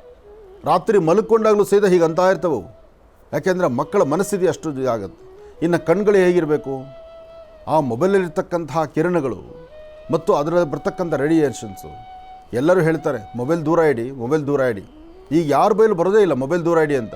ಆ ಪ್ರಾರಂಭ ದಿನಗಳಲ್ಲೆಲ್ಲ ಡಾಕ್ಟರ್ಸ್ ಹೇಳೋರು ಮೊಬೈಲ್ ಅಂತ ಆದಷ್ಟು ಮಕ್ಕಳು ಕೊಡಬೇಡಿ, ವಯಸ್ಸಾಗಿರ್ತಕ್ಕಂಥ ಹಿರಿಯರು ಇಟ್ಕೋಬೇಡಿ, ರಾತ್ರಿ ಮಲಗಬೇಕಾದ್ರೆ ಆದಷ್ಟು ರೂಮಿಂದ ಹೊರಗಡೆ ಇಡಿ, ಅಥವಾ ನಿಮ್ಮ ರೂಮು ಆ ಒಂದು ಇದರಲ್ಲಿ ಕನಿಷ್ಠ ಪಕ್ಷ ನಿಮ್ಮ ತಲೆಯಿಂದ ಸ್ವಲ್ಪ ದೂರ ಇರಲಿ. ಇದೆಲ್ಲ ಆಗಿತ್ತು ಮಾತು. ಈಗ ಏನಿಲ್ಲ. ಈಗ ಸದ್ಯ ಹಾಸ್ಪಿಟ್ಲು ಜಾಸ್ತಿ ಆಯಿತು, ಅದಕ್ಕೆ ತಕ್ಕನಾಗಿ ಮೊಬೈಲು ಜಾಸ್ತಿ ಆಯಿತು. ಯಾವಾಗ ಹಾಸ್ಪಿಟ್ಲುಗಳು ಜಾಸ್ತಿ ಆಗೋಯ್ತು ಅವ್ರಿಗೂ ಅಲ್ಲಿ ಜನ ಬರಬೇಕು. ಒಳ್ಳೆ ಒಳ್ಳೆ ಹೈಟೆಕ್ ಶಾಲೆಗಳಾಗಿತ್ತು, ಅಲ್ಲಿಗೆ ಮಕ್ಕಳು ಬರಬೇಕು ದುಡಿಯೋದಕ್ಕೆ ಅಂತ. ಅಲ್ಲಿ ಇಲ್ಲಿ ಕೆಲಸ, ಇವರು ದುಡಿಯೋಕ್ಕೆ, ಗಂಡ ಹೆಂಡತಿ ದುಡಿಯೋಕ್ಕೆ ಹೋಗ್ಬೇಕು. ನೋಡಿ ಹೇಗಿದೆ. ಕಷ್ಟಪಟ್ಟು ದುಡಿದು ಅವ್ರನ್ನ ಸಾಕ್ತಾಯಿದ್ದೀರಿ. ನಿಮ್ಮ ಮಕ್ಕಳಿಗೆ ಕೊಡಬೇಕಾಗಿರ್ತಕ್ಕಂಥ ಆದ್ಯತೆ, ಮಕ್ಕಳಿಗೆ ತೋರಿಸ್ಬೇಕಾದಂಥ ಪ್ರೀತಿ ವಿಶ್ವಾಸಕ್ಕೆ ಧಕ್ಕೆ ತರ್ತಾಯಿದ್ದೀರಿ. ಇದನ್ನು ಅರ್ಥ ಮಾಡ್ಕೊಳ್ಳಿ. ಹಾಗಂತ ನಾನು ಹೇಳಿದ ತಕ್ಷಣ ನೀವು ನಾಳೆ ನಿಮ್ಮ ಮಕ್ಕಳನ್ನು ಬದಲಾಯಿಸ್ಕೊಳ್ಳೋದಿಲ್ಲ, ನಿಮ್ಮ ಮೈಂಡ್ಸೆಟ್ ಅಷ್ಟೇ. ಆದರೆ ಒಂದು ವಿಚಾರ ತಿಳ್ಕೊಳ್ಬೇಕು, ಯಾವ್ಯಾವ ಕಾಲದಲ್ಲಿ ಯಾರ್ಯಾರಿಗೆ ಏನೇನು ಆದ್ಯತೆ ಇದೆಯೋ ಅದಕ್ಕೆ ಹೆಚ್ಚು ನಾವು ಆದ್ಯತೆ ಕೊಡಲೇಬೇಕು. ಅದು ಕೊಡದಿರ ಇದ್ದರೆ ಆ ಮಕ್ಕಳ ಮತ್ತು ನಿಮ್ಮಗಳ ಮಧ್ಯದಲ್ಲಿರೋ ಪ್ರೀತಿ ವಿಶ್ವಾಸ ಇದೆಯಲ್ಲ, ಆ ಬಾಂಡಿಂಗ್ ಇದೆಯಲ್ಲ, ಅದು ತುಂಬ ಕಡಿಮೆ ಆಗಿಬಿಡುತ್ತೆ. ಜೊತೆಗೆ ಆ ಮಕ್ಕಳು ಮನೆಗಿರಲು ಮುದ್ದಾದಂಥ ಮಕ್ಕಳು ಅನ್ನೋರು. ಯಾಕೆಂದರೆ ಆ ಮಕ್ಕಳ ಆಟ ಪಾಠಗಳನ್ನು ನೋಡೋದೊಂದು ಆನಂದ. ಅಂತಹ ಆನಂದವನ್ನು ಅನುಭವಿಸ್ಬೇಕಾಗಿರ್ತಕ್ಕಂಥ ನೀವು ಬೆಳಗ್ಗೆದ್ದು ವ್ಯಾನಿಟಿ ಪ್ಯಾಕ್ ತಗಲಾಕೊಂಡು ನೀವು ಉದ್ಯೋಗಕ್ಕೆ ಹೊರಡ್ತಾ ಇದ್ದೀರಿ, ಮಕ್ಕಳನ್ನ ತೊಗೊಂಡೋಗಿ ಶಾಲೆಗೆ ಬಿಡ್ತಾ ಇದ್ದೀರಿ. ಮನೇಲಿರ್ತಕ್ಕಂಥ ಅವರು ಕಷ್ಟಾರ್ಜಿತ ಅಂಥೇಳಿ ಅವರು ಹೊರಗಡೆ ಹೊರಡ್ತಾರೆ. ಮಕ್ಕಳ ಪರಿಸ್ಥಿತಿ ಭಾಳ ಅಧೋಗತಿ ಆಗ್ತಾಯಿದೆ. ಎಚ್ಚರಿಕೆ ಇರಲಿ, ಜೋಪಾನ ಇರಲಿ. ಎಲ್ಲರೂ ಇದರ ಬಗ್ಗೆ ಒಂದು ಆಲೋಚನೆ ಮಾಡುವಂಥದ್ದಾಗಲಿ, ಒಳ್ಳೆಯದಾಗಲಿ. ತಂದೆ ತಾಯಿ ಮನೆಗಿರೋ ತನಕ, ಮದುವೆ ಆಗದಿರ ತಂದೆ ತಾಯಿ ಮನೆಗಿರೋ ತನಕ ನೀವು ಎದ್ದೇಳೋ ಸಮಯನೇ ಬೇರೆ ಹೆಣ್ಮಕ್ಳು. ಅದೇ ಗಂಡನ ಮನೆಗೆ ಸೇರಿದ ನಂತರ ಅಲ್ಲಿ ಜವಾಬ್ದಾರಿ ಇದೆಯಲ್ಲ, ಆ ಜವಾಬ್ದಾರಿ ನಿಮ್ಮನ್ನು ಅಷ್ಟು ಬಲವಾಗಿ ಮಾಡಿಬಿಡುತ್ತೆ. ಅದಕ್ಕೆ ಒಂದು ಹೆಣ್ಣಿನ ಪಾತ್ರ ಅದು ಸಾಮಾನ್ಯವಾದ್ದಲ್ಲ. ತವ್ರ ಮನೇಲಿರೋ ತನಕ, ತಂದೆ ತಾಯಿ ಮನೇಲಿರೋ ತನಕ ಇದರ ಒಂದು ಅರಿವು ನಿಮಗೆ ಇರೋದಿಲ್ಲ. ಆಗೆಲ್ಲವೂ ಸಹಿತ ಅವರ ತಾಯಿನೇ ನೋಡ್ಕೊಳ್ತಿರ್ತಾರೆ, ಅಥವಾ ತಂದೆನೇ ಹೇಳ್ತಾರೆ ಇನ್ನೂ ಸ್ವಲ್ಪ ಹೊತ್ತು ಮಲ್ಕೋ ಹೋಗಮ್ಮ ಅಂತ. ಆದರೆ ಗಂಡನ ಮನೆ ಸೇರಿದ ಮೇಲೆ ಅದು ಹಾಗಾಗೋದಿಲ್ಲ. ಗಂಡನ ಮನೆ ಸೇರಿದ ಹೆಣ್ಣು ಮಕ್ಕಳು ಬೆಳಗ್ಗೆ 5:15 ಸೂರ್ಯ ಉದಯಿಸೋದಕ್ಕಿಂತ ಮುಂಚಿತವಾಗಿ ಎದ್ದೇಳಬೇಕು. ಇದು ಶಾಸ್ತ್ರ. ಕಾರಣ ಏನಪ್ಪ ಅಂದರೆ, ಸೂರ್ಯ ಉದಯಿಸುವಂಥ ಕಾಲದಲ್ಲಿ ಕಾಲು ಚಾಚಿ ಮಲಗಬಾರ್ದು ಅಂತ ಹೇಳ್ತಾರೆ. ಆ ಸಮಯದಲ್ಲಿ ಶುಭ ಬೆಳಗಿನ ಬ್ರಾಹ್ಮಿ ಮುಹೂರ್ತದಲ್ಲಿ ಮನೆ ಮುಂದೆ ಸಾರಿಸಿ ಗೂಡಿಸಿ ರಂಗೋಲಿಯನ್ನು ಹಾಕಿದ್ರೆ ಆ ಮನೆ ಸಮೃದ್ಧಿತನ ಅಂತ ಹೇಳ್ತಾರೆ. ಆದರೆ ಇವತ್ತು ನಾವು ಹೇಳೋದನ್ನು ನೀವು ಕೇಳಿಸ್ಕೊಳ್ಬೇಕಷ್ಟೇ, ಅದನ್ನು ಪಾಲನೆ ಮಾಡೋಕ್ಕೆ ತುಂಬ ಕಷ್ಟ. ಯಾಕೆಂದರೆ ರಾತ್ರಿ ನೀವು 10 ಗಂಟೆ ಮಲಗಲ್ಲ, ನೀವು ಮಲಗದೇ ರಾತ್ರಿ 12-1 ಗಂಟೆ ಮಾಡ್ಕೊಳ್ತೀರಿ. ಒಂದು ಮೊಬೈಲು ಇಲ್ಲ ಟಿ ವಿ. ಈಗೆಲ್ಲ ಟಿ ವಿ ತುಂಬ ಕಡಿಮೆ. ಈಗೇನಪ್ಪ ಅಂದರೆ ಮೊಬೈಲ್ ಪ್ರಪಂಚ. ರಾತ್ರಿ ಮಲಗಿದ್ರೂ ಮೊಬೈಲ್ ತಿರುಗಿಸ್ತಾನೆ ಮಲ್ಕೋಬೇಕು, ಇಂತಹ ಪರಿಸ್ಥಿತಿಯಲ್ಲಿದೆ. ಇನ್ನು ಉದ್ಯೋಗ ನಿಮಿತ್ತವಾಗಿ ಜೀವನೋಪಾಯಕ್ಕಾಗಿ ದುಡಿದು ಬರ್ತಕ್ಕಂಥವ್ರು ಒಂದಷ್ಟು ಜನ ಇದ್ದೀರಿ, ಇಲ್ಲ ಅಂತಿಲ್ಲ. ಮೊದಲು ನೈಟ್ ವರ್ಕ್ ಅನ್ನತಕ್ಕಂಥದ್ದು, ನೈಟ್ ಡ್ಯೂಟಿ ಅಂತಕ್ಕಂಥದ್ದು ತುಂಬ ಕಡಿಮೆ ಇತ್ತು. ಆದರೆ ಇವತ್ತು ಹಾಗಲ್ಲ. ಇವತ್ತಿನ ದಿವಸ ಜೀವನೋಪಾಯಕ್ಕಾಗಿ ಒಂದಷ್ಟು OT ಮಾಡಬೇಕು ಅಂತಲೋ ಅಥವಾ ನಮ್ಮ ಡ್ಯೂಟಿ ಇರೋದೇ ಹಾಗೆ. ಎಷ್ಟೋ ಜನ ಸಾಫ್ಟ್ವೇರ್ಗೆ ನೋಡಿ, ಅವರು ನೈಟ್ ಡ್ಯೂಟಿ. ಅದಕ್ಕಾಗಿ ಅವರು ವಾರದುದ್ದಕ್ಕೂ ರಾತ್ರಿ ಡ್ಯೂಟಿ ಮಾಡೋದ್ರಿಂದ ಶನಿವಾರ ಭಾನುವಾರ 2 ದಿವಸ ಲೀವ್ ಸಿಕ್ಬಿಡುತ್ತೆ ಅವರಿಗೆ. ಆ 2 ದಿವಸ ಲೀವಲ್ಲಿ ನೆಮ್ಮದಿಯ ಕಣ್ತುಂಬ ನಿದ್ದೆ ಮಾಡೋಣವಾ? ಅದಿಲ್ಲ. ಗಾಡಿ ತಗೋ, ಸುತ್ತಮುತ್ತ ಎಲ್ಲಾದರೂ ಪ್ರಾಂತ್ಯಗಳಲ್ಲಿ ಹೋಗು, ವಾರದುದ್ದಕ್ಕೂ ಯಥೇಚ್ಛವಾದ ಸಂಪಾದನೆ ಇರುತ್ತಲ್ಲ, ಅದನ್ನು ತೊಗೊಂಡೋಗಿ ಅಲ್ಲಿ ಖರ್ಚು ಮಾಡಿ ಬಾ. ಉಳಿಸ್ಕೊಳ್ಳೋದೇನಿಲ್ಲ. ನಿಮ್ಮ ಸಂಪಾದನೆ ಉಳಿದು 4 ಕಾಸು ಉಳಿಸ್ಕೊಂಡು ಮುಂದಕ್ಕೆ ಅದು ಆಧಾರಕ್ಕೆ ಬೇಕಪ್ಪ ಅಂತ ಚಿಂತನೆ ಮಾಡುವ ಕಾಲ ಅಂದಿತ್ತು. ಆದರೆ ಇಂದಲ್ಲ. ಇಂದು ಯಥೇಚ್ಛವಾದಂಥ ರೀತಿ ಸಂಪಾದನೆ ಇದೆ ಸಾಫ್ಟ್ವೇರಲ್ಲಿ. ಅದರಲ್ಲೂ ಪಾಪ ಎಲ್ಲಿ ಸಾಫ್ಟ್ವೇರಲ್ಲಿ ಉದ್ಯೋಗ ಸಂಪಾದನೆ. ಈಗ ಬಂದಿರತಕ್ಕಂಥ ಟೆಕ್ನಾಲಜಿ ಬಂದು ಎಲ್ಲರ ಜೀವನ, ಎಲ್ಲರ ಹೊಟ್ಟೆ ಮೇಲೆ ಹೊಡಿತಾ ಇದೆ. ಆದರೆ ಟೆಕ್ನಾಲಜಿನ ಕಂಡಿಡ್ತಿರ್ತಕ್ಕಂಥ ಪುಣ್ಯಾತ್ಮ ಯಾರೋ 4 ಜನ ಕೂತ್ಕೊಂಡು ಕಂಡಿಡಿದ್ರು. ಅದಕ್ಕೆ ಬೇಕಾಗಿರ್ತಕ್ಕಂಥ ಸಾಫ್ಟ್ವೇರನ್ನು ಅಪ್ಡೇಟ್ ಮಾಡಿದ್ರು. ಆದರೆ ಎಷ್ಟು ಜನದ ಹೊಟ್ಟೆ ಮೇಲೆ ಹೊಡೆದ್ರು? ಮೊದಲೇ ಉದ್ಯೋಗ ಇಲ್ಲ, ಓದಿರ್ತಕ್ಕಂಥ ಓದಿಗೆ ಕೊನೆ ಇಲ್ಲ. ಸಾಕಷ್ಟು ಓದಿರ್ತಾರೆ. ಮನೆಗಳಲ್ಲಿ ಓದಿಸ್ಬೇಕಾದ್ರೆ ಎಷ್ಟು ಕಷ್ಟ ಇದೆ, ಅಷ್ಟು ಕಷ್ಟಪಟ್ಟು ಮಕ್ಕಳನ್ನು ಓದಿಸ್ತಾರೆ. ಆದರೆ ಟೆಕ್ನಾಲಜಿ ಬಂದಾದ ಮೇಲೆ ಮುಗಿದೋಯ್ತು, ಎಲ್ಲ ಸರ್ವನಾಶ ಆದಂಗೆ ಆಗೋಯ್ತು. ಇವತ್ತು ಎಷ್ಟೋ ಜನಕ್ಕೆ ಕೆಲಸ ಇಲ್ಲ. ನೀವೇನು ಕೆಲಸ ಕೊಟ್ಟರೆ ಅದು ಕೊಡ್ರಪ್ಪ ಅಂತ. ಯಾರೆಲ್ಲ ತಮ್ಮ ತಮ್ಮ ಊರುಗಳಿಂದ ಹೊರಗಡೆ ಬಂದು ಬೆಂಗಳೂರು ಸಿಟಿನೋ ಅಥವಾ ಯಾವುದೋ ಒಂದು ಸಿಟಿಗೆ ಹೋಗಿ ಜೀವನ ಮಾಡಬೇಕು ಅಂತ ಬಂದ್ರಲ್ಲ, ಇವತ್ತು ಉದ್ಯೋಗ ಇಲ್ಲದಿರ, ಉದ್ಯೋಗ ಇಲ್ಲ ಅಂತ ಮನೆ ಕಳಿಸಿದ ಮೇಲೆ ಇಲ್ಲೇನು ಮಾಡ್ತಾರವ್ರು? ಪುನಃ ತನ್ನ ಅಂಗೈಯಗಲ ಜಾಗನ ನಂಬಿಕೊಂಡು, ಆ ಭೂತಾಯಿನ ನಂಬಿಕೊಂಡು ಪುನಃ ಭೂಮಿ ಕೆಲಸ ಮಾಡಲಿಕ್ಕಾಗಿ ಎಷ್ಟೋ ಜನ ಪುನಃ ವಾಪಸ್ ಹೋದರು. ವಾಪಸ್ ಹೋಗಿರ್ತಕ್ಕಂಥವ್ರು ಇವತ್ತಿನ ದಿವಸ ಆ ಭೂಮಿಯ ಕೆಲಸ ಏನು ಮಾಡಬೇಕು, ಹೇಗೆ ಭೂಮಿಯಲ್ಲಿ ನಿಂತು ಸೇವೆ ಮಾಡಬೇಕು ಅಂತಕ್ಕಂಥದ್ದು ಅದರ ಅರಿವಿರಲ್ಲ. ಇವತ್ತು 1ನೇ ಕ್ಲಾಸಿಂದ ತಿರುಗಿ ಅಲ್ಲಿ ಪಾಠ ಶುರು. ಓದಿರ್ತಕ್ಕಂಥದ್ದು ಕಂಪ್ಯೂಟರ್ ಮುಂದೆ ಮಾತ್ರ ವರ್ಕ್ ಆಗುತ್ತೆ. ಆದರೆ ತೋಳುಬದ್ದಲ್ಲಿ ಶಕ್ತಿ ಇದ್ದರೆ ಭೂತಾಯಿನ ನಂಬಿದರೆ ಹೊಟ್ಟೆ ತುಂಬುತ್ತೆ. ಹಾಗಂತ ಓದಬೇಡಿ ಅಂತ ನಾನು ಹೇಳೋದಿಲ್ಲ. ಓದಿ, ವಿದ್ಯೆ ಬೇಕು. ವಿದ್ವಾನ್ ಸರ್ವತ್ರ ಪೂಜ್ಯತೆ. ಯಾವತ್ತು ಸೆಲ್ಫ್ ಎಂಪ್ಲಾಯ್ಮೆಂಟ್ ಅಂತಕ್ಕಂಥದ್ದು ಇದೆಯಲ್ಲ, ನಾವು ಮತ್ತೊಬ್ಬರ ಬಳಿ ಕೆಲಸಕ್ಕೆ ಹೋದರೆ ಯಾವತ್ತು ಬೇಕಾದ್ರೂ ನಮ್ಮನ್ನು ಕೆಲಸದಿಂದ ಕಿತ್ತು ಹಾಕ್ಬೋದು. ಅದೇ ಒಂದು ಸೆಲ್ಫ್ ಎಂಪ್ಲಾಯ್ಮೆಂಟ್ ಇದ್ದರೆ ನಿಮ್ಮ ಜ್ಞಾನದಿಂದ ನೀವು ಸಂಪಾದನೆ ಮಾಡಿಕೊಂಡು 4 ಜನಕ್ಕೆ ಉದ್ಯೋಗ ಕೊಡ್ಬೋದು. ನೀವು 4 ಜನಕ್ಕೆ ಉದ್ಯೋಗ ಕೊಟ್ಟು ಅವ್ರ ಜೀವನ ಬೆಳಕಾಗಿಡೋದಕ್ಕೆ ನಾವು ಚಿಂತನೆ ಮಾಡಬೇಕು. ಮನೇಲಿರ್ತಕ್ಕಂಥ ಪೋಷಕರು 2 ವಿಧಾನನ ಕಲಿಸ್ಬೇಕು ಮಕ್ಕಳಿಗೆ. ಒಂದು, ವಿದ್ಯೆ, ಯಥೇಚ್ಛವಾದಂಥ ವಿದ್ಯೆ ಕೊಡಿ, ಬೇಡ ಅಂತ ಹೇಳೋದಿಲ್ಲ. ವಿದ್ಯೆಯನ್ನು ಮಕ್ಕಳು ಎಷ್ಟು ಓದ್ತಾರೋ ಅಷ್ಟೂ ಶ್ರಮಿಸಿ ಅವ್ರು ಓದಲಿ. ಅದಾದ ನಂತರ ನಿಮ್ಮ ತೋಳ್ಬಲವನ್ನು ನಂಬಿ ಬದುಕುವಂತಹ ಮಾರ್ಗವನ್ನು ಹೇಳ್ಕೊಡ್ಬೇಕು. ಆಗಷ್ಟೇ ಮಕ್ಕಳ ಬದುಕು ಚೆನ್ನಾಗಿರ್ತಕ್ಕಂಥದ್ದು. ಒಂದು ಹೆಣ್ಣಾಗಲಿ ಗಂಡಾಗಲಿ ಇಬ್ಬರೂ ಆಲೋಚನೆ ಮಾಡಬೇಕು. ಯಾಕೆಂದರೆ ಇವತ್ತು ಟೆಕ್ನಾಲಜಿ ಇದೆ. ಇನ್ನು ಮುಂಬರ್ತಕ್ಕಂತಹ ದಿನಗಳಲ್ಲಿ ಇದೇನಾದ್ರು ಮತ್ತಷ್ಟು ಅಭಿವೃದ್ಧಿ ಆದರೆ, ಇವತ್ತು ಹಿಂದೆ ಯಾರಾದರೂ ಅಸಿಸ್ಟೆಂಟ್ಸ್ ಬೇಕಾಗಿತ್ತು ಪ್ರತಿಯೊಬ್ಬರಿಗೂ. ಇವತ್ತು ಒಂದು ಮೊಬೈಲ್ ಇದ್ದರೆ ಸಾಕು, ನಿಮಗೆ ಒಬ್ಬ ಅಸಿಸ್ಟೆಂಟ್ ಏನು ಮಾಡ್ತಾನೋ ಅವನ್ನೆಲ್ಲ ಜವಾಬ್ದಾರಿ ಇಲ್ಲಿ ಹೊರಿಸುತ್ತೆ. ಅಂದರೆ ಅವ್ನು ಕಾಫಿ ತಂದುಕೊಟ್ಟಂಗೆ ಇವ್ರು ಕಾಫಿ ತಂದುಕೊಡೋಕ್ಕಾಗಲ್ಲ. ಆದರೆ ವ್ಯವಸ್ಥೆಗಳು, ನಿಮ್ಮ ದಿನಚರಿ, ನಿಮ್ಮ ಡೈರಿ, ನಿಮ್ಮ ಕೆಲಸ ಕಾರ್ಯಗಳು ನಿಮಗೆ ಜ್ಞಾಪಿಸ್ತಕ್ಕಂಥದ್ದು, ಅಥವಾ ನಿಮ್ಮ ವೃತ್ತಿಯನ್ನು ಅಭಿವೃದ್ಧಿಪಡಿಸುವಂಥದ್ದು, ಅಥವಾ ಏನು ಮಾಡಿದ್ರೆ ಸರಿ ಅಂತಕ್ಕಂಥದ್ದು, ನೀವು ತಗೊಳ್ಳೋ ಪದಾರ್ಥ ಇದು ಸರಿಯೋ ಇಲ್ವೋ ಅಂತ ಹೇಳುವಂಥದ್ದು, ಇಷ್ಟು ಟೆಕ್ನಾಲಜಿ ನಿಮ್ಮ ಕೈಯಲ್ಲಿ ಬಂದ್ಬಿಡುತ್ತೆ. ಹೀಗಾದರೆ ಮನುಷ್ಯನ ಬದುಕಿನ ಪರಿಸ್ಥಿತಿ ಏನು? ಮನುಷ್ಯ ಉದ್ಯೋಗ ನಿಮಿತ್ತವಾಗಿ ಆಚೆ ಕಡೆ ಎಷ್ಟು ಜನ ಕಷ್ಟಪಡ್ತಾ ಇದ್ದಾರೆ, ಕೆಲಸ ಇಲ್ಲ. ಜೊತೆಗೆ ಸಂದಿಗೂ ಇಂತಹದ್ದು ಬೇರೆ ಶುರುವಾಗೋಯ್ತು. ದೊಡ್ಡ ದೊಡ್ಡ ಸ್ಕೂಲು, ಆ ಸ್ಕೂಲಿಗೆ ಫೀಸ್ ಕಟ್ಟೋದು ಬಹಳ ಕಷ್ಟ. ಹಾಸ್ಪಿಟ್ಲು ಒಂದು ಸತಿ ಒಳಗೆ ಹೋದರೆ ಹೊರಗೆ ಬರೋ ತನಕ ಅಂದರೆ ಒಂದು ಸೈಟೋ ಮನೆಯೋ ಮಾರ್ಕೋಬೇಕು. ಇಂತಹ ಪರಿಸ್ಥಿತಿ ಇದೆ. ಒಬ್ಬ ಸಾಮಾನ್ಯ ಬಡವ ಐಫೈ ಜೀವನ ನೋಡೋಕ್ಕಾಗಲ್ಲ. ಒಬ್ಬ ಸಾಮಾನ್ಯ ವ್ಯಕ್ತಿ ಹೊರಗಡೆ ಹೋಗಿ ಸುಧಾರಣೆ ಮಾಡ್ಕೊಂಡು ಬರೋಕ್ಕಾಗಲ್ಲ. ತನ್ನ ಹೆಂಡತಿ ಮಕ್ಕಳನ್ನ ಕರ್ಕೊಂಡು ಒಂದು ಹೋಟ್ಲಿಗೆ ಹೋಗಿ ಹೊಟ್ಟೆ ತುಂಬ ತಿನ್ಕೊಂಡು ಬರೋಕ್ಕಾಗಲ್ಲ. ಯಾಕೆಂದರೆ ಸಂಪಾದನೆ ಇಲ್ಲ, ಉದ್ಯೋಗ ಇಲ್ಲ. ಅದಕ್ಕೆ ಬೇಕಾದಷ್ಟು ವಿದ್ಯೆ ಇದ್ದರೂ ಏನೂ ಮಾಡಲಿಕ್ಕೆ ಆಗ್ತಿಲ್ಲ. ಇವತ್ತು ಎಷ್ಟೋ ಕುಟುಂಬಗಳಲ್ಲಿ ಹೆಣ್ಣು ಮಕ್ಕಳು ಹಿಂದೆಲ್ಲ ಭಾಳಷ್ಟು ದರ್ಪವಾಗಿ ನಡ್ಕೊಂಡ್ರು, ಇಲ್ಲ ಅಂತಲ್ಲ, ತಪ್ಪು ತಿಳ್ಕೊಳ್ಬೇಡಿ. ಯಾಕೆಂದರೆ ನವದಂಪತಿಗಳು ಮದುವೆ ಆದವರು, ಹಾಗೆ ಹೊಸದಾಗಿ ಏನೋ ಜೀವನ ಕಟ್ಕೊಳ್ಬೇಕು ಅಂತ ಸಿಟಿ ಲೈಫ್ ನೋಡಬೇಕು ಅಂತ ಬಂದವರು ಆ ಪ್ರಾರಂಭ ದಿನಗಳಿತ್ತು. ಇವತ್ತು ಗಂಡನೇ ಕೆಲಸ ಇಲ್ಲ. ಈ ಸಾಫ್ಟ್ವೇರಲ್ಲಿ ಕೆಲವು ಕಂಪನಿಗಳ ಕೆಲಸ ಹೇಗಿರುತ್ತಪ್ಪ ಅಂದರೆ, ಹಿಂದಿನ ದಿವಸ ರಾತ್ರಿ ನೀವು ಕೆಲಸ ನಾಳೆ ಬೆಳಿಗ್ಗೆ ನಿಮ್ಗೆ ಇದೇ ಇಲ್ಲ ಅಂತ ಹೇಳೋದೇ ಇಲ್ಲ. ಮಾರನೇ ಸಹ ಬೆಳಗ್ಗೆ ಬಂದು ಎಲ್ಲರೂ ಬಂದಾಗ ನೀವು ಪಂಚಿಂಗ್ ಅಂತ ಹೇಳಿ ನಿಮ್ಮ ತಮ್ಮ ಕೊಡುವಂಥದ್ದು ಅಥವಾ ನಿಮ್ಮ ಕಾರ್ಡಲ್ಲಿ ಡೆಮೋ ತೋರಿಸಿದ್ರೆ ಅದು ಪಂಚ್ ಆಗೋದಿಲ್ಲ, ಆ ಡೋರ್ ಓಪನ್ ಆಗೋದಿಲ್ಲ. ಯಾರನ್ನು ಕೇಳ್ತೀರಿ? ಯಾರನ್ನೂ ಕೇಳಲಿಕ್ಕಾಗಲ್ಲ. ತಿರುಗಿ ನಿಮ್ಮ ಮೊಬೈಲಲ್ಲಿ ಮೆಸೇಜ್ ಬರೋ ತನಕ ಬಾಗಿಲಲ್ಲಿ ಕೂತ್ಕೊಂಡಿರ್ಬೇಕು. ನಿಮ್ಮ ಸಹಪಾಠಿಗಳಲ್ಲಿ ಯಾರಾದರೂ ಅದೃಷ್ಟವಂತರಿದ್ದರೆ ಅವ್ರು ಹೊರಡೆ ಹೋಗಿ ಕೆಲಸ ಮಾಡಬೇಕು. ಅವ್ರು ಕೆಲಸ ಮಾಡಬೇಕು, ನೀವು ಹೊರಗಡೆ ಗೇಟಲ್ಲಿ ಕೂತ್ಕೊಂಡಿರ್ಬೇಕು. ಸುಮಾರು 10 ವರ್ಷ 15 ವರ್ಷ ಕೆಲಸ ಮಾಡಿರ್ತೀರಿ. ಈ ಆಫೀಸಿನ ಮೂಲೆಗಳೆಲ್ಲವೂ ಗೊತ್ತಿದೆ ನಿಮಗೆ. ಆದರೆ ಆ ಗೇಟ್ ದಾಟಿ ಒಳಗೆ ಬರೋಕ್ಕಾಗಲ್ವಲ್ಲ. ಇನ್ನೇನು ದೊಡ್ಡ ಗೇಟಲ್ಲ, ಅದು ಒಂದು ಗ್ಲಾಸ್ ಡೋರು. ಅಲ್ಲಿ ನಿಮ್ಮ ದೌರ್ಜನ್ಯ ಇಲ್ಲ, ಅಲ್ಲಿ ನೀವೇನು ಮಾಡೋಂಗಿಲ್ಲ, ಸ್ಟ್ರೈಕ್ ಮಾಡೋಂಗಿಲ್ಲ, ನನಗೆ ಯಾಕೆ ಉದ್ಯೋಗ ಕಿತ್ತು ಹಾಕಿದ್ಯಾ ಅನ್ನೋಂಗಿಲ್ಲ. ಯಾಕೆಂದರೆ ನಿಮ್ಮಂತೆ ಸಹಪಾಠಿಗಳು ಹೊರಗಡೆ ಇರ್ತಾರೆ. ಪ್ರತಿ ದಿವಸ ಆಚೆ ಇರ್ತಕ್ಕಂಥ ಸೆಕ್ಯೂರಿಟಿನೋ ವಾಚ್ಮ್ಯಾನ್ಗೋ ಒಂದು ಸಲ್ಯೂಟ್ ಹೊಡಿತಿರ್ತಾನೆ. ಯಾವತ್ತೂ ನಿಮ್ಮ ಕೆಲಸ ಮುಗೀತು ಅಂತ ಗೊತ್ತಾಯಿತು, ನಿಮಗೆ ಪಂಚ್ ಆಗೋದಿಲ್ಲ ಅಂತ ಗೊತ್ತಾಯಿತು, ನಿಮ್ಮ ಒಳಗಡೆ ಹೋಗೋ ಅರ್ಹತೆ ಕಳ್ಕೊಂಡ್ಬಿಟ್ಟಿದ್ದೀರ ಅಂತ ಗೊತ್ತಾಯಿತು, ನಿಮ್ಮನ್ನು ನೋಡಿದ್ದಂಗೆ ಆ ಕಡೆ ತಿರ್ಕೊಂಡು ಕೂತ್ಕೋತಾರೆ. ಯಾವಾಗಾದರೂ ಕಾಫಿ ಆಯಿತಾ ಅಂತ ಕೇಳ್ತಾರೆ. ಇವತ್ತು ಕಾಫಿ ಅಲ್ಲ, ನೀವು ಎಷ್ಟೊತ್ತಿಗೆ ಎದ್ದೋದ್ರೆ ಸಾಕು ಅಂತ ಅವ್ರು ಕಾಯ್ತಾರೆ. ಪರಿಸ್ಥಿತಿ ಏನಪ್ಪ ಅಂದರೆ ಆ ಮೇಲಧಿಕಾರಿಗಳು ಅವ್ರಿಗೆ ಡಿಮ್ಯಾಂಡ್ ಮಾಡ್ತಾರೆ. ನೋಡಿ ಹೇಗಿದೆ. ಇದೆಲ್ಲದರ ಜೊತೆಯಲ್ಲಿ ನಿಮ್ಮ ತೋಳ್ಬಲ ಇರಬೇಕು, ಸ್ವಂತ ಜ್ಞಾನ ಇರಬೇಕು. ಯಾರೂ ನನ್ನ ಕೈ ಬಿಟ್ಟರು, ಯಾರೆಲ್ಲ ನನ್ನನ್ನು ಕೈ ಬಿಟ್ಟು ದೂರ ಕಳಿಸಿದ್ರು ನನ್ನ ಜೀವನ, ನನ್ನ ಬದುಕು ನಾನು ಕಟ್ಕೊಳ್ತೀನಿ ಅನ್ನೋ ಮನಸ್ಥಿತಿ, ಆ ಧೈರ್ಯ ಇವತ್ತು ತಂದುಕೊಳ್ಬೇಕು. ಇದು ಮಕ್ಕಳಿಗೆ ತಿಳಿಸ್ಬೇಕು. ಇನ್ನು ಮುಂಬರ್ತಕ್ಕಂಥ ದಿನದಲ್ಲಿ ಇದು ತುಂಬ ಜಾಸ್ತಿ ಆಗಿಬಿಡುತ್ತೆ.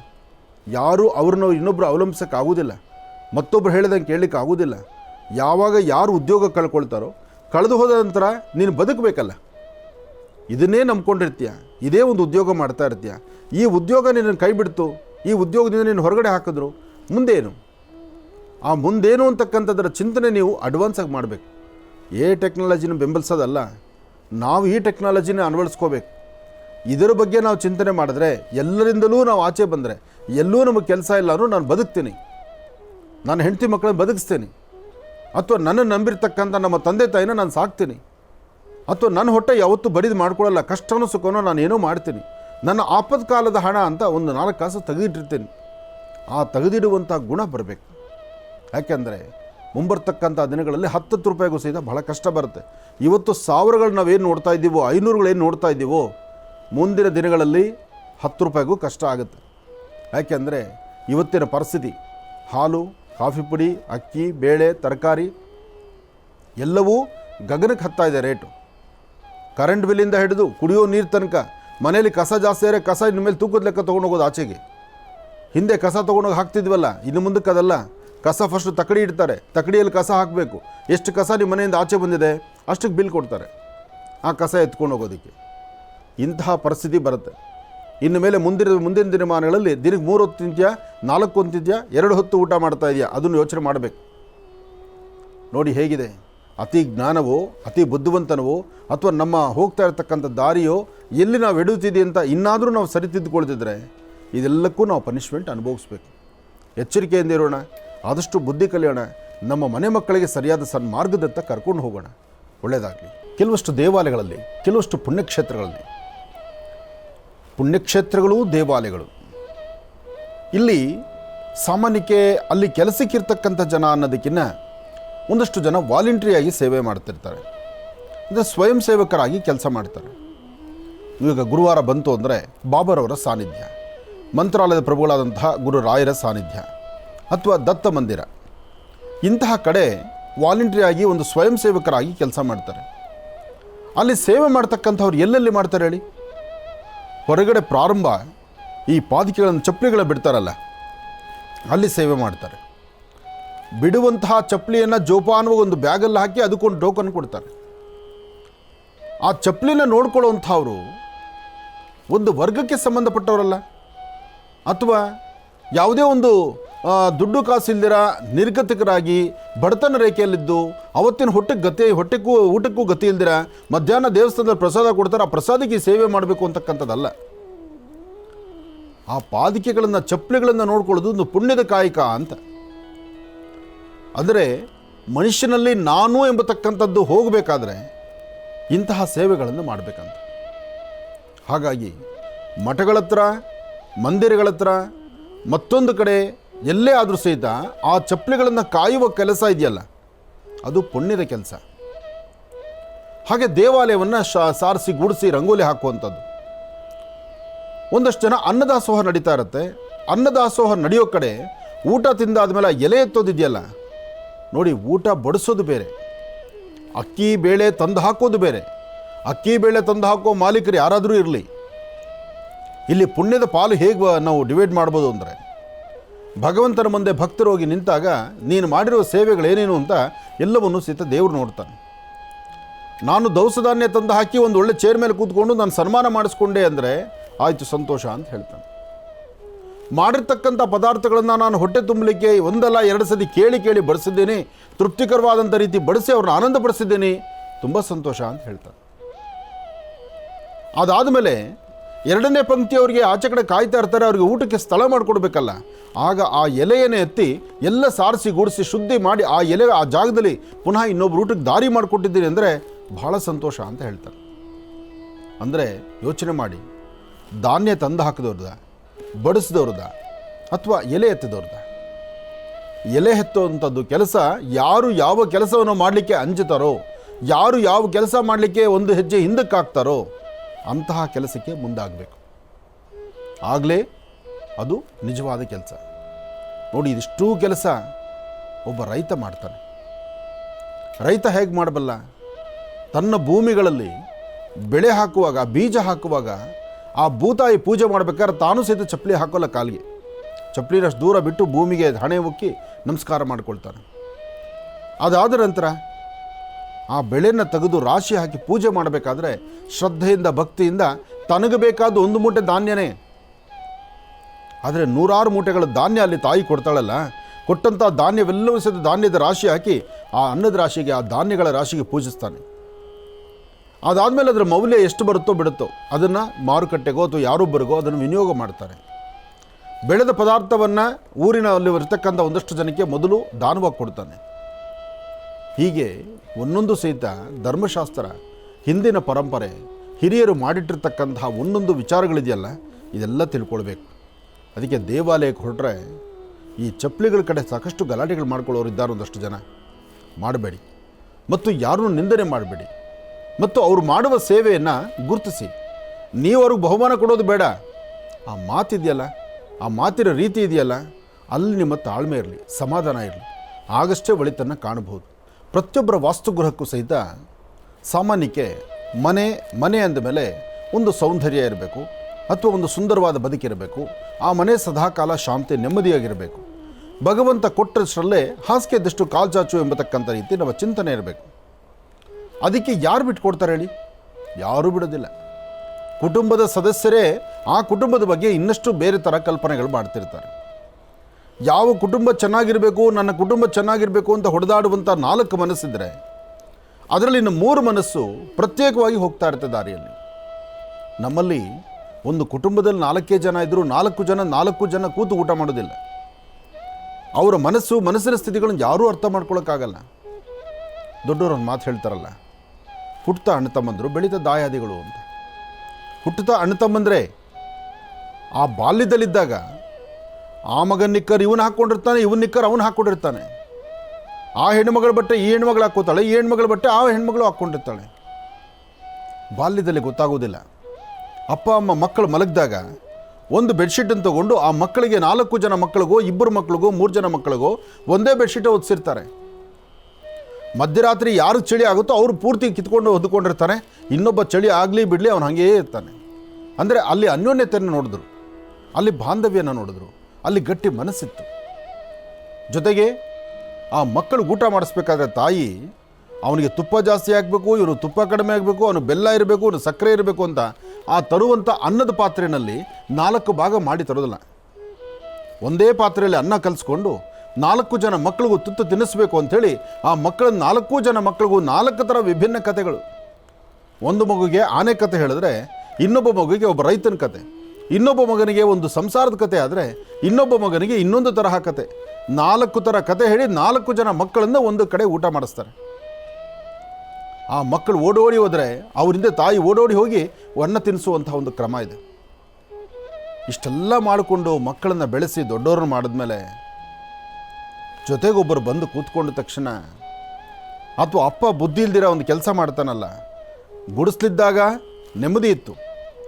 ಈ ಮಾತು ಅರ್ಥ ಮಾಡ್ಕೊಳ್ಳಿ. ಗುಡಿಸ್ಲಿದ್ದಾಗ ಒಂದು ಶೀಟ್ ಮನೆ ಇದ್ದಾಗ, ಬರೀ 2-3 ರೂಮ್ ಮಾತ್ರ ಇದ್ದಾಗ ಅಲ್ಲಿ ನೆಮ್ಮದಿ ಇತ್ತು.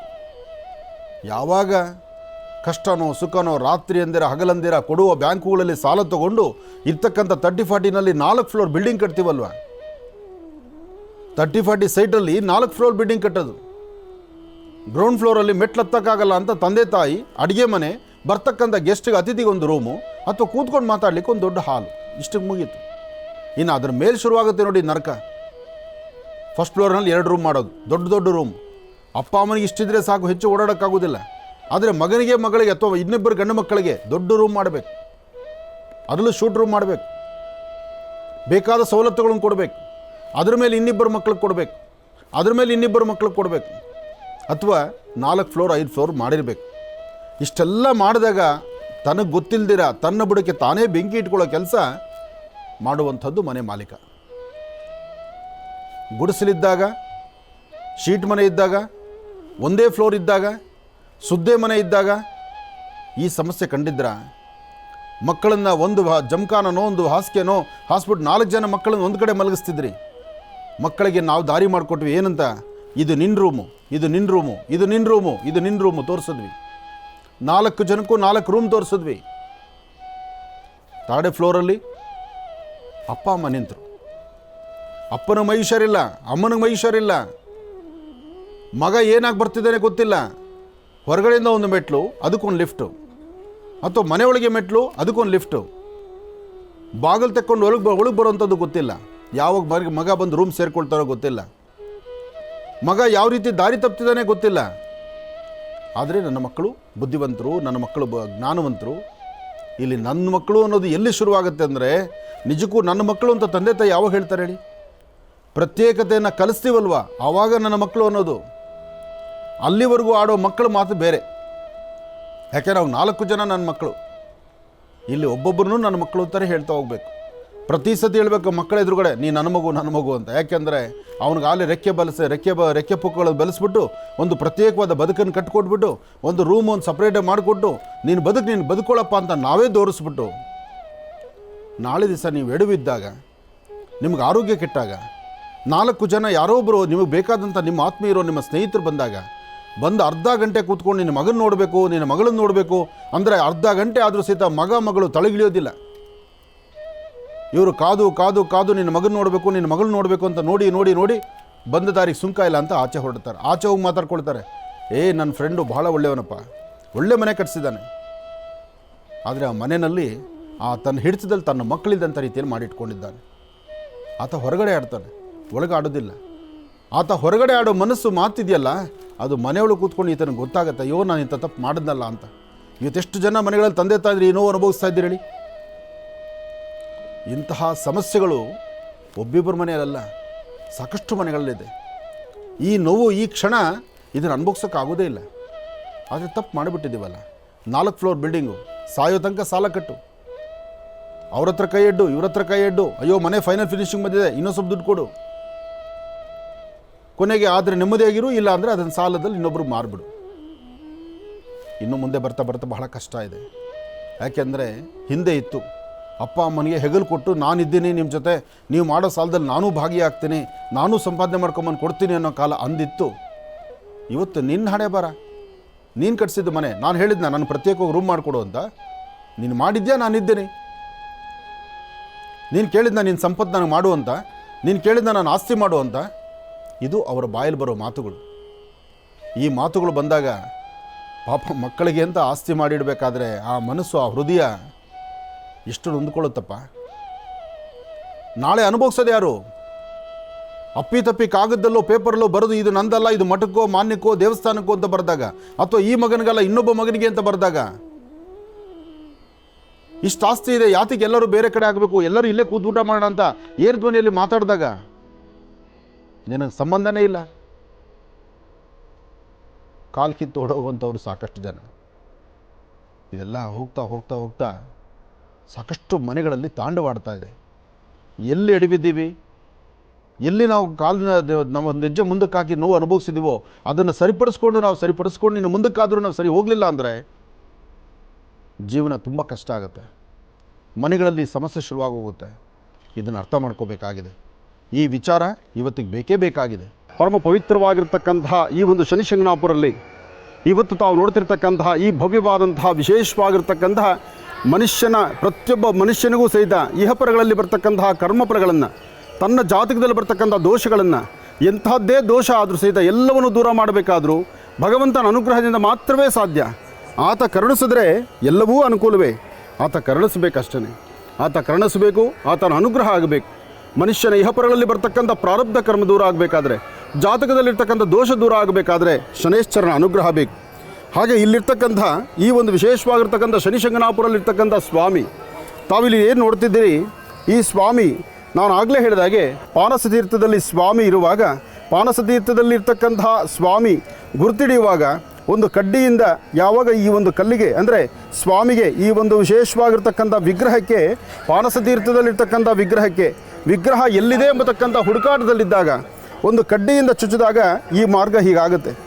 ಅದಾದ ನಂತರ ಈ ಸ್ಥಳದಿಂದ ಯಾವಾಗ ರಕ್ತ ಬರಲಿಕ್ಕೆ ಆರಂಭಿಸುತ್ತೆ, ರಕ್ತ ಬರಲಿಕ್ಕೆ ಆರಂಭಿಸಿದ್ದನ್ನು ನೋಡಿ ಆಗ ಈ ಒಂದು ವಿಗ್ರಹವನ್ನು ಮೇಲೆತ್ತುತ್ತಾರೆ. ಈ ವಿಗ್ರಹ ಭೂಮಿಯಲ್ಲಿ ಅಂದರೆ ಆ ನೀರಲ್ಲಿದ್ದಂಥ ಪಾನಸ ತೀರ್ಥದಲ್ಲಿದ್ದಂತಹದ್ದು ಮಾವ ಮತ್ತು ಅಳಿಯನಿಗೆ ಸ್ವಪ್ನದಲ್ಲಿ ಕಾಣಿಸಿದ್ರಿಂದ ಈ ತೀರ್ಥದಲ್ಲಿ ಬಂದು ಸ್ವಾಮಿಯನ್ನು ಹುಡುಕ್ತಾರೆ. ಸ್ವಾಮಿಯನ್ನು ಹುಡುಕಿದಾಗ ಸ್ವಾಮಿ ಹುಡುಕಬೇಕಾದ್ರೆ ಎಲ್ಲೆಲ್ಲಿ ಹುಡುಕ್ತಾರೆ, ಒಂದು ಕಡ್ಡಿ ತೊಗೊಂಡು ನೀರೊಳಗೆ ಇಳಿಬೇಕಾದ್ರೆ ಎಲ್ಲವೂ ಹುಡುಕೊಂಡು ಹೋಗ್ತಾರೆ. ಯಾವಾಗ ಕಡ್ಡಿ ತೊಗೊಂಡು ಈ ಒಂದು ವಿಶೇಷವಾಗಿರ್ತಕ್ಕಂಥ ವಿಗ್ರಹಕ್ಕೆ ಚುಚ್ಚುತ್ತಾರೋ ಅಲ್ಲಿಂದ ರಕ್ತ ಬರಲಿಕ್ಕೆ ಆರಂಭಿಸುತ್ತೆ. ರಕ್ತ ಬರಲಿಕ್ಕೆ ಆರಂಭಿಸಿದಾಗ ಒಳಗೆ ಏನಿದೆ ಎಂಬತಕ್ಕಂಥದ್ದು ತೆಗೆದು ನೋಡಿದಾಗ ಸ್ವಾಮಿ ಹೊರಗಡೆ ಬರ್ತಾನೆ. ಹೊರಗಡೆ ಬಂದಾಗ ಆಚೆ ತೆಗೆದು ಬಹಳ ಕಷ್ಟ ಆಗುತ್ತೆ. ಆಗ ಎತ್ತಿನ ಗಾಡಿಯ ಸಹಾಯದಿಂದ ಸ್ವಾಮಿನ ತೊಗೊಂಡು ಬರ್ತಾರೆ. ಎಲ್ಲಿ ಸ್ವಾಮಿನ ತೆಗೆದುಕೊಂಡ್ಬಂದು ಒಮ್ಮೆ ಭೂಮಿ ಮುಟ್ಟಿಸ್ತಾರೋ ಅಲ್ಲೇ ಸ್ಥಾಪನೆ ಆಗೋಗುತ್ತೆ. ಹಾಗೆ ಆ ಸ್ಥಾಪನೆ ಆದಂತಹ ಸಾನ್ನಿಧ್ಯವೇ ಈ ಒಂದು ವಿಶೇಷವಾಗಿರ್ತಕ್ಕಂಥ ಸಾನ್ನಿಧ್ಯ. ಸ್ವಾಮಿ ಸಾಕಷ್ಟು ವರ್ಷಗಳ ಕಾಲ ಆ ಒಂದು ಪಾನಸತೀರ್ಥ ಆ ತೀರ್ಥದಲ್ಲಿದ್ದು ಅದಾದ ನಂತರ ಭಕ್ತರನ್ನು ಹರಿಸಿ ಆಶೀರ್ವಾದ ಮಾಡಲಿಕ್ಕಾಗಿ ಈ ಸಾನ್ನಿಧ್ಯಕ್ಕೆ ಬಂದಿದ್ದಾನೆ. ಇಲ್ಲಿ ಸಾಕಷ್ಟು ಜನ ಭಕ್ತರು ಈ ಸ್ವಾಮಿ ಮತ್ತೊಂದು ವಿಚಾರ ಏನಪ್ಪ ಅಂದರೆ, ಗರ್ಭಗುಡಿ ಆಗಲಿ, ವಿಶೇಷವಾಗಿರ್ತಕ್ಕಂಥ ಆಲಯ ಆಗಲಿ, ಅಥವಾ ಇದಕ್ಕೊಂದು ಮೇಲ್ಛಾವಣಿ ಆಗಲಿ ಏನೂ ಇಲ್ಲ. ಮೇಲ್ಛಾವಣಿ ಮಾಡೋಂಗಿಲ್ಲ. ಯಾಕೆಂದರೆ ಶನಿಗೆ ಪಂಚಭೂತಗಳಲ್ಲಿರ್ತಕ್ಕಂಥ ವಿಶೇಷತೆ ಇದೆ. ಹಾಗಾಗಿ ಈ ಸ್ವಾಮಿಗೆ ಒಂದು ದೇವಾಲಯ ಅಥವಾ ಒಂದು ರಾಜಗೋಪುರ ಅಥವಾ ವಿಮಾನ ಗೋಪುರ, ಮೇಲ್ಭಾಗದ ಒಂದು ಛಾವಣಿ, ಇಲ್ಲಿ ಬೇಕಾದಷ್ಟು ಸಿರಿ ಸಂಪತ್ತನ್ನು ಭಗವಂತ ತಂದಿಟ್ಟರೂ ಏನನ್ನೂ ಮಾಡಲಿಕ್ಕಾಗೋದಿಲ್ಲ. ಯಾವುದು ಮಾಡಿದ್ರೂ ನಿಲ್ಲೋದೂ ಇಲ್ಲ.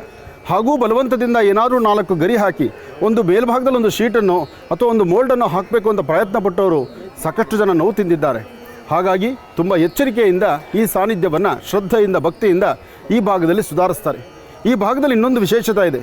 ಈ ಭಾಗದ ಸುತ್ತಮುತ್ತ ಇರತಕ್ಕಂಥ ಪ್ರಾಂತ್ಯದ ಯಾರೊಬ್ಬರ ಮನೆಗಾಗಲಿ, ಯಾವ ಒಂದು ಆಫೀಸುಗಳಿಗಾಗಲಿ, ಯಾವುದೇ ಅಂಗಡಿ ಮುಂಗಟ್ಟುಗಳಿಗಾಗಲಿ ಒಂದಕ್ಕೂ ಬಾಗಿಲಿಲ್ಲ.